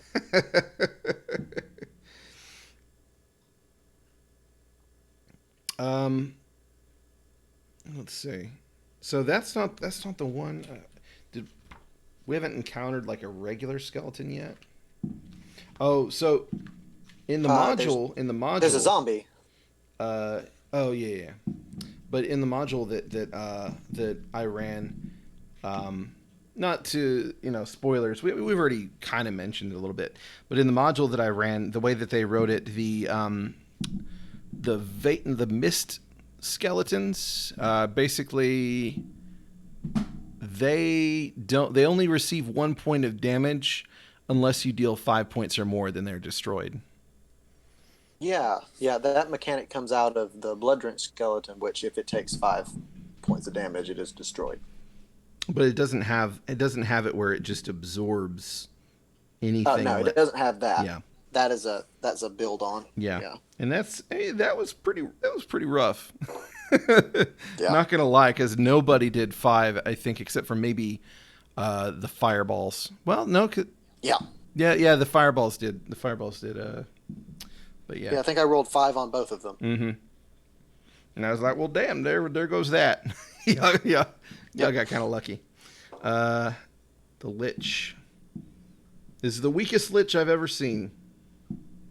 it is. But that's his name. His name is Lich. He's just an undead necromancer, a And a weak weak undead one. A necromancer. weak one, yes. Good point. Good point. I don't know how I missed There's that. there's a mon there's a monster in Veins of the Earth called an angler lich, which is actually just a super powerful spectral fish that Mm-hmm. dangles a a a lure that is a bad guy that spouts all kind of evil shit, Nice. so that the players want to attack it, and then the fish comes in and eats them, So then you have the Troll. Uh, which gets stronger every time you don't kill it. yes. Yes. Special morale. So at what point is that? Hmm. Retreat if badly wounded. So it doesn't specify, but they're going to try and run away. Yep. There are no mechanics about like fleeing or evasion or anything like that. So, I mean, it's really just a matter of do you give chase, and if you do you get drawn into something with more shit involved? Um, Yep. and just curious, like how would you do like how long it takes for them to catch up? I'm just curious about how you would do that. I don't know. I mean, of course, it would depend on location, like where they're actually engaging with this thing at. Mm-hmm. Um, I mean, if they're badly wounded at all and they have to take time to rest at all, because I imagine they would, because this thing hits like a truck, Mm-hmm. um, that they would have to. It would just be a matter of tracking, probably. Yeah. I like that it punches. Mm, yeah, You know, it's got these huge teeth. It's got horns, and which kind of it's gonna punch you. which I think kind of implies that this is a an overgrown troll. Mm-hmm. It probably used to walk, but now it's so big it can't, Uh, or it used to walk bipedal. mm-hmm. But now it's just so overgrown that it can't. Um, it gives me Warhammer Orc vibes, uh, just because those orcs continue to grow throughout their entire life cycle, and they're just these. Some of them are just super fucking massive. Um, oh, here's the King Fathmu of Wastland on the zombie there. Mm-hmm. I knew it was somewhere else in the book. Well, let's. So if you get bitten by the zombie, you have to. It's basically a save or die, more or less, unless you find a cure. Yeah. So that's pretty serious. I've never seen. That's one of the things that I thought was kind of odd about D&D is that it never really takes zombies that seriously, other than ghouls. Because you get poisoned by a ghoul, you're paralyzed for a long time, at which point they're going to eat you unless somebody saves your life. But I mean, Pathfinder has ghoul fever, and you can turn it into a ghoul. But and older editions of D&D had ghoul fever, but mm, yeah, zombies are never really a problem. yeah, they ain't shit usually. But here, they kind of are. You don't want to be doomed to be a zombie potentially. But it gives you a quest for a cure, It does. which is pretty neat. I haven't really, I haven't been able to pull off those kinds of curses resulting in quests and stuff like that too well in my games. I just haven't had the good fortune with it. But I like the idea. I mean, obviously, video games and tabletop are not the same, but I always liked in Morrowind, I think it was, becoming curing vampirism. I think in Yeah. Morrowind, like it was a huge ordeal.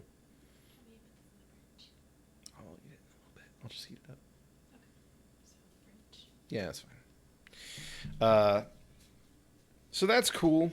You don't have time for a huge ordeal. 2 days is not a long Right. time, and especially if you're using that wilderness rules, you're probably not going to get there in time. Yeah. And the world might end before you get there. That is true. So you might just have to accept your fate. Surrender. Undead doll. I respect them for putting this in here. Let me show this to Chelsea, see what she says about this. Chelsea! What? Oh God. I don't know if you heard that. What is that? I did. What is that?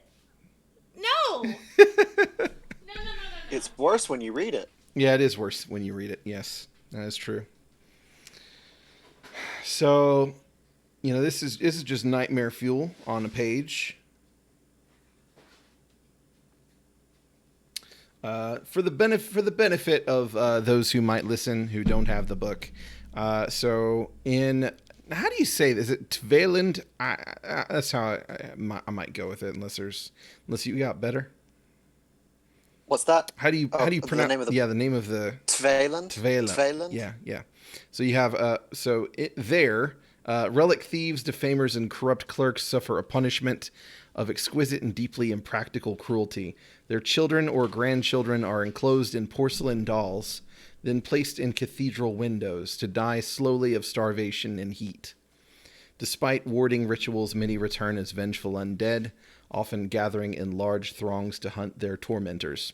Their mad gaze demands a presence test at the start of combat to avoid being frozen with fear for D4 rounds. At last, we have something that deserves a fear effect. Yes. Yeah, that's fucking awful. Yep, it is terrifying. And Tveland is like the whole continent, isn't it? It's the whole continent. Yeah. So this is just something people do in the whole place. That's Hold on, I may be wrong on that. Oh no, Tveland includes Galgenbeck, Graventosk, and Sarkash. okay. All right. That's a little better. So that's just that island, I guess. It's the church doing it. Mm-hmm. Because that's the seat of the Church of the Twin Basilisks, two-headed basilisks. Mm-hmm. They don't do this horrible undead stuff in the Valley of the Unfortunate Undead, which I think that says something. Yeah, it does. So we have. Oh, sorry. Go ahead. No, I was going to move on. Me Anyway. too. Yep. Grotesque. What do you have to say about the grotesque? Makes a decent owlbear. That's an interesting thought. I was like, gargoyle, okay. It's a gargoyle. Perhaps not the Not the I-beam, no. Oh yeah, that's true. That is true.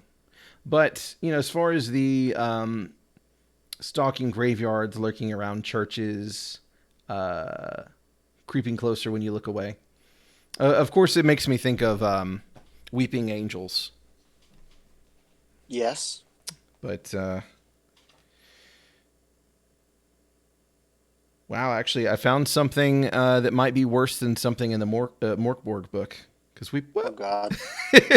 weeping angels are pretty bad. Yeah, they're yeah. But not really very easy to incorporate in a tabletop game. Other than just saying, No. yeah, your characters, they're gone. Sorry. You might if you scour the history books, you might happen to find a description that sounds quite a bit like them. So the Wickhead. How do you feel about the Wickhead? I used to hate this creature, Mm-hmm. and then I stopped them having lanterns for heads, like literal lanterns, and actually it's just like a transparent snail shell that grows around their head, Mm-hmm. and it's filled with bioluminescent mucus, and they can flick it like on and off to communicate, and they behave like ants. That's how they work in my world.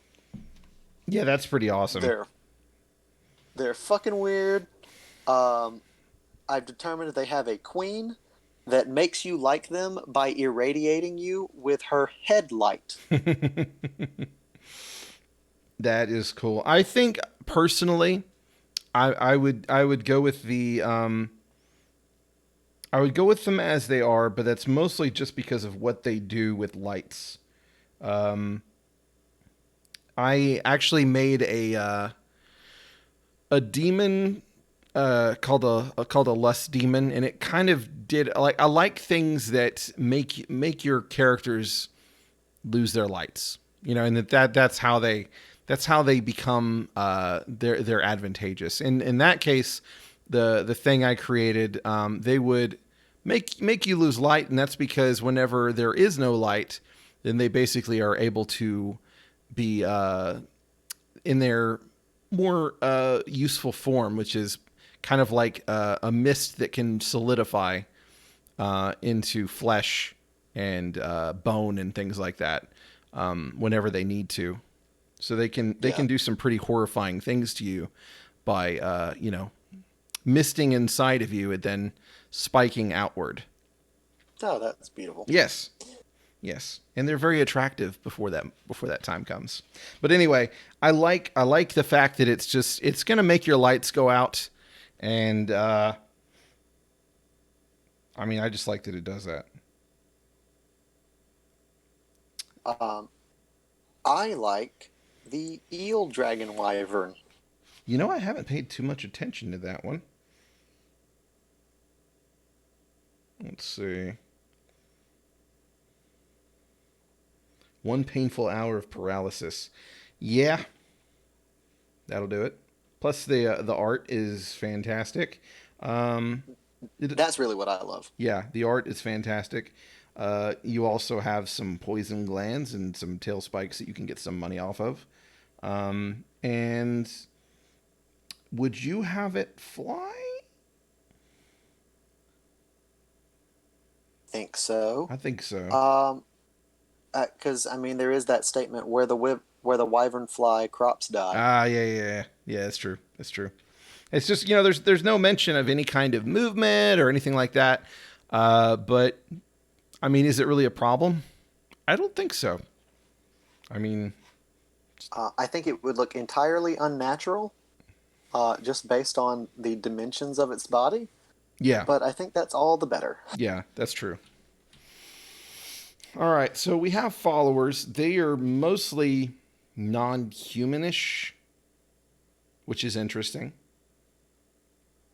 I like the historical reference that the Earthbound come from. Mm-hmm. Because I don't know if you know about the dog-headed men in medieval writings. It sounds But familiar.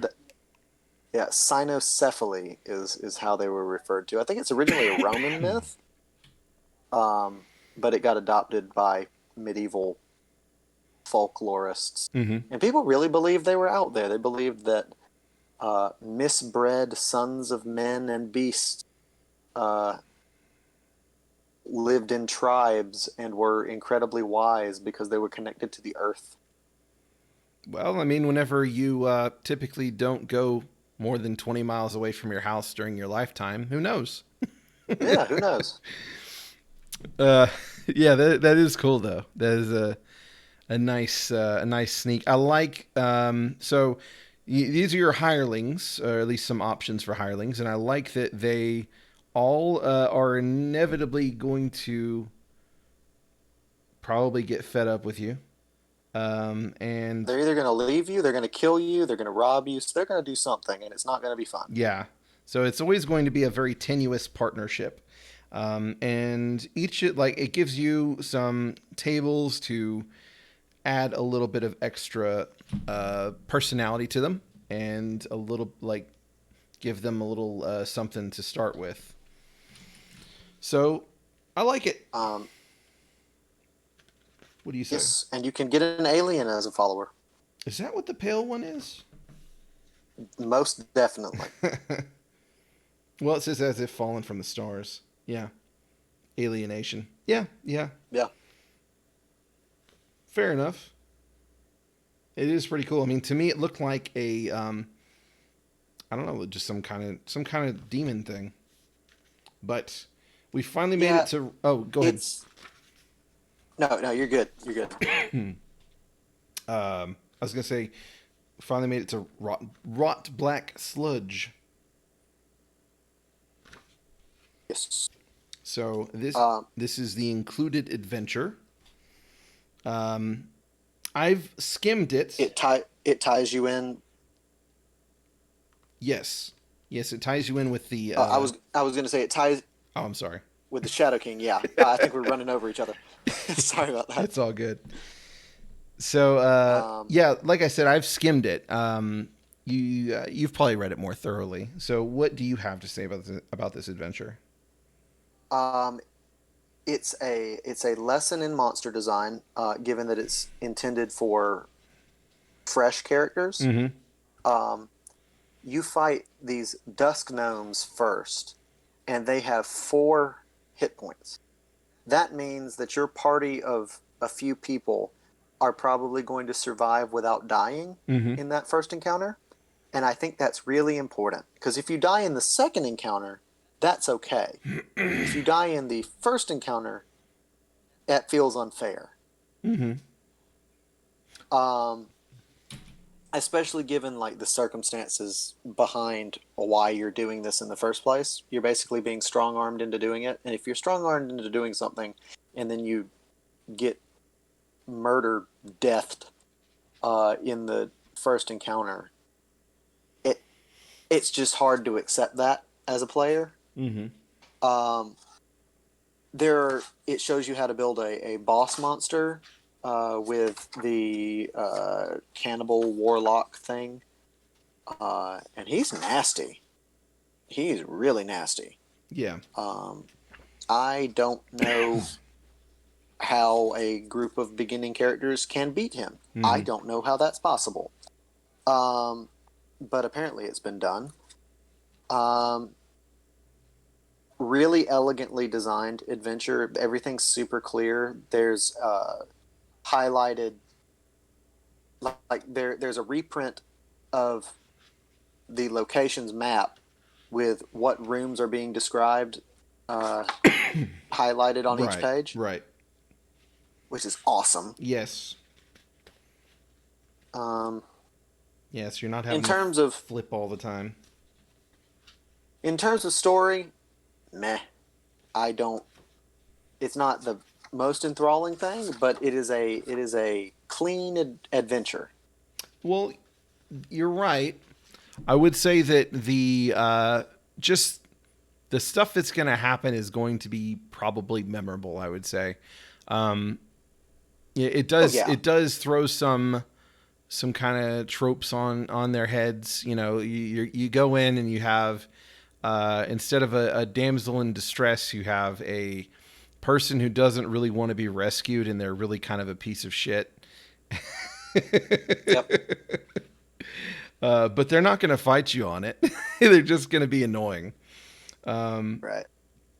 That's I mean it's just cool. And honestly, like this is that's something I really appreciated because it's like the format is incredibly like just you can run it so easily. Um, Now, admittedly, I probably should have read uh, Graves Left Wanting a little bit more, like often, more than I did. I would say because I read Yeah, it, I went back through it, and then I tried to, but there are some things that kind of fell through the cracks. But that said, like compared to the prep that I've had to do with most modules, whenever it comes to trying to make sure like I've got all the little things written, all my notes and all that kind of stuff, like they're but it just takes a lot more time to get all these ducks in a row, whereas this not so much. And I feel like I don't know, I like these kind of things. You could just as well, you know, have any reason to try and go after this person. You know, you could make you could work this into a game in any way and yeah, attach whatever kind of narrative elements to it that you want. But it's a solid ass dungeon the way it's presented, true. and I dig it a lot. I think it's cool that they have your random encounter table that is for specific rooms. And then they have like one Mhm. random encounter table that is only to be used once in the dungeon, because that kind of says that you know my experience running it might be drastically, not drastically, but somewhat different than the next time I run it. Yeah, I like stuff like that, and I like randomized elements for well just about everything. I mean, I love randomized elements, and I tend to employ them a lot more nowadays. I used to be a lot heavier into uh, narrative construction and stuff like that, but while I still think that that is a fun way to go for a lot of people, um, more often than not, I just like to see where the players want to take things and just try and improvise around it. But so, do you have anything else on the adventure? not on the adventure. No, there's not much left. Uh, there's a basically an adventure generator. Yes. Yeah, so you have an adventure Several different generator. versions of adventure generators. Yeah, you have a dungeon generator, which I'm assuming this is where all of the things in the dungeon app came from. So you can. It is uh, the dungeon, the DNGN on the Mork Borg site. Mm-hmm. That is pulled directly from this page. Yeah, it makes sense. It makes sense, and it's a cool. I feel like it's a cool way to start. It's just to get started, or maybe. Yeah, I would say it's a cool starting point. Let me see, how many rooms does it typically populate with that? Okay, so it's 4 to 6. No, not 4 to 6. How many? How many? Uh, Think it tells you. Oh, you mean on the dungeon site? well, I was just. Yeah, I guess that's what I was. I think it's 5. I think it's 5 in the on the Yeah. site, which is kind of the classic number that a lot of people go for. 5 encounters for a session, typically. So I make the mistake of often expecting the group to go through like a million in one session, Yeah. and it doesn't quite They happen. never do. Never. They- No. No. And if they do, then it's probably not been You- the you most find it- entertaining session. Right. And so you have that generator, and then you have the quick reference section in the back, which is, to me, phenomenal. Yes, it is super helpful. I mean, I don't really have much to look for mid-session whenever I've got this. Yeah. Especially the fact that you've got your index right there. You got your creatures with the page numbers. You can just flip right to everything you need. It's just very easily referenced. So I mean, we really can't give them enough credit for layout. So Right. all in all, what are your thoughts? And Oh, I love this game. I hope to be playing it with as many people as I possibly can. I was proselytized into 5e, and now I hope to proselytize people into Mork Borg. Um, I've made some of my own content for it that I'm hoping to get some of my buddies using. Uh, I'm working on a procedural dungeon generator with a dice table. I'll have to send you a picture of what I got so far because it's I've never seen anything quite like it, and I like the idea, and I've stolen from lots of people, which is how it works. Um, but yeah, I mean, this is my favorite RPG book that I've got. Um, I know the OSR is full of weird, wonderful things, but I am proud that this is my weird, wonderful thing that I get to use on a regular basis. yeah. I didn't think I was gonna like it this much. I really didn't. And it's just one of the more I bite into it, the more it gives. So, and that's not always the case. There's sometimes it's exactly what it says on the tin, and that's really useful for certain kinds of games, and especially whenever you're starting out. Because then everything is there and you can just choose what to cut. And in this case, like you have just these seeds that you plant and then it grows and grows and grows. I'm really excited about it. I think that with the popularity of it, and I say relative popularity, because after all, there's still plenty of people that don't know about it. And unfortunately, I had the sad occurrence where like it was the DM for one of the 5e games that I'm currently playing from time to time couldn't run, and I asked people, "Hey, do y'all want to play Mork Borg?" And I had one guy who enthusiastically said, I'll definitely try a new system, sure. I had a bunch of people who couldn't play because holiday. And then I had one person who said, I only know 5th edition. And just really didn't want... counted this. Yeah, just didn't really want to go any further than that. And, the exasperation, just knowing that if they would have looked at the reference document and used one of my randomly, rolled characters that I provide, they would have had, 2 to 4 hours of awesome. And they would get the confidence that they can play other games without having to invest tons of time, tons of money, any of that kind of stuff. They can still have a great experience. And it's frustrating, It's it is frustrating. And I think that Mork Borg may present an opportunity for more of this stuff to kind of bleed over into the mainstream a little bit, because I think that there are probably a lot of players and DMs who they hear about like super deadly metal RPG that may be intrigued, especially whenever they see all the awards and the acclaim and all that kind of stuff. So, and also knowing that the investment's really not that steep.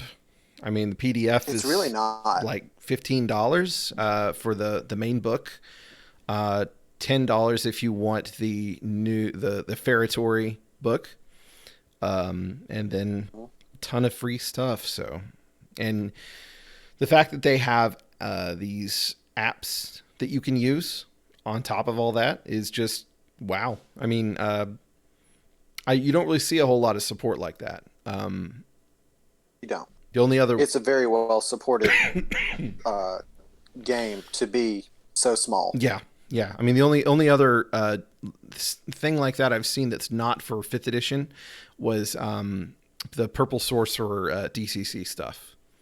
Yep, that's exactly what I was thinking of. So, I mean, that's really cool. I think it's going places. They have another game that they're making. They're making the Cyberpunk one. Yes. Any thoughts on that? Cyborg. Yeah, that's what it is. Well, we know nothing about it right now other than a picture. Mm-hmm. But I'm looking very much forward to it. But it is getting late, and I think I'm gonna go crack the New Year's bottle of champagne. Oh, alrighty. Well, I appreciate you stopping by. And I'm surprised we got all the way through it, honestly. But we did it. Yeah, that was a journey. It took us to midnight, but we did it. It was a marathon. Yep. All right. Well, I'm going to get this uploaded so people might be able to have a listen before it's the New Year's in my time. So okay. Happy... Oh yeah, because it's New Year's now for me. Well, Happy New Year's, everybody, and give Mork Borg a try. I don't think you'll regret it. Yep. All right. All right. Thank you, Aaron. Thank you.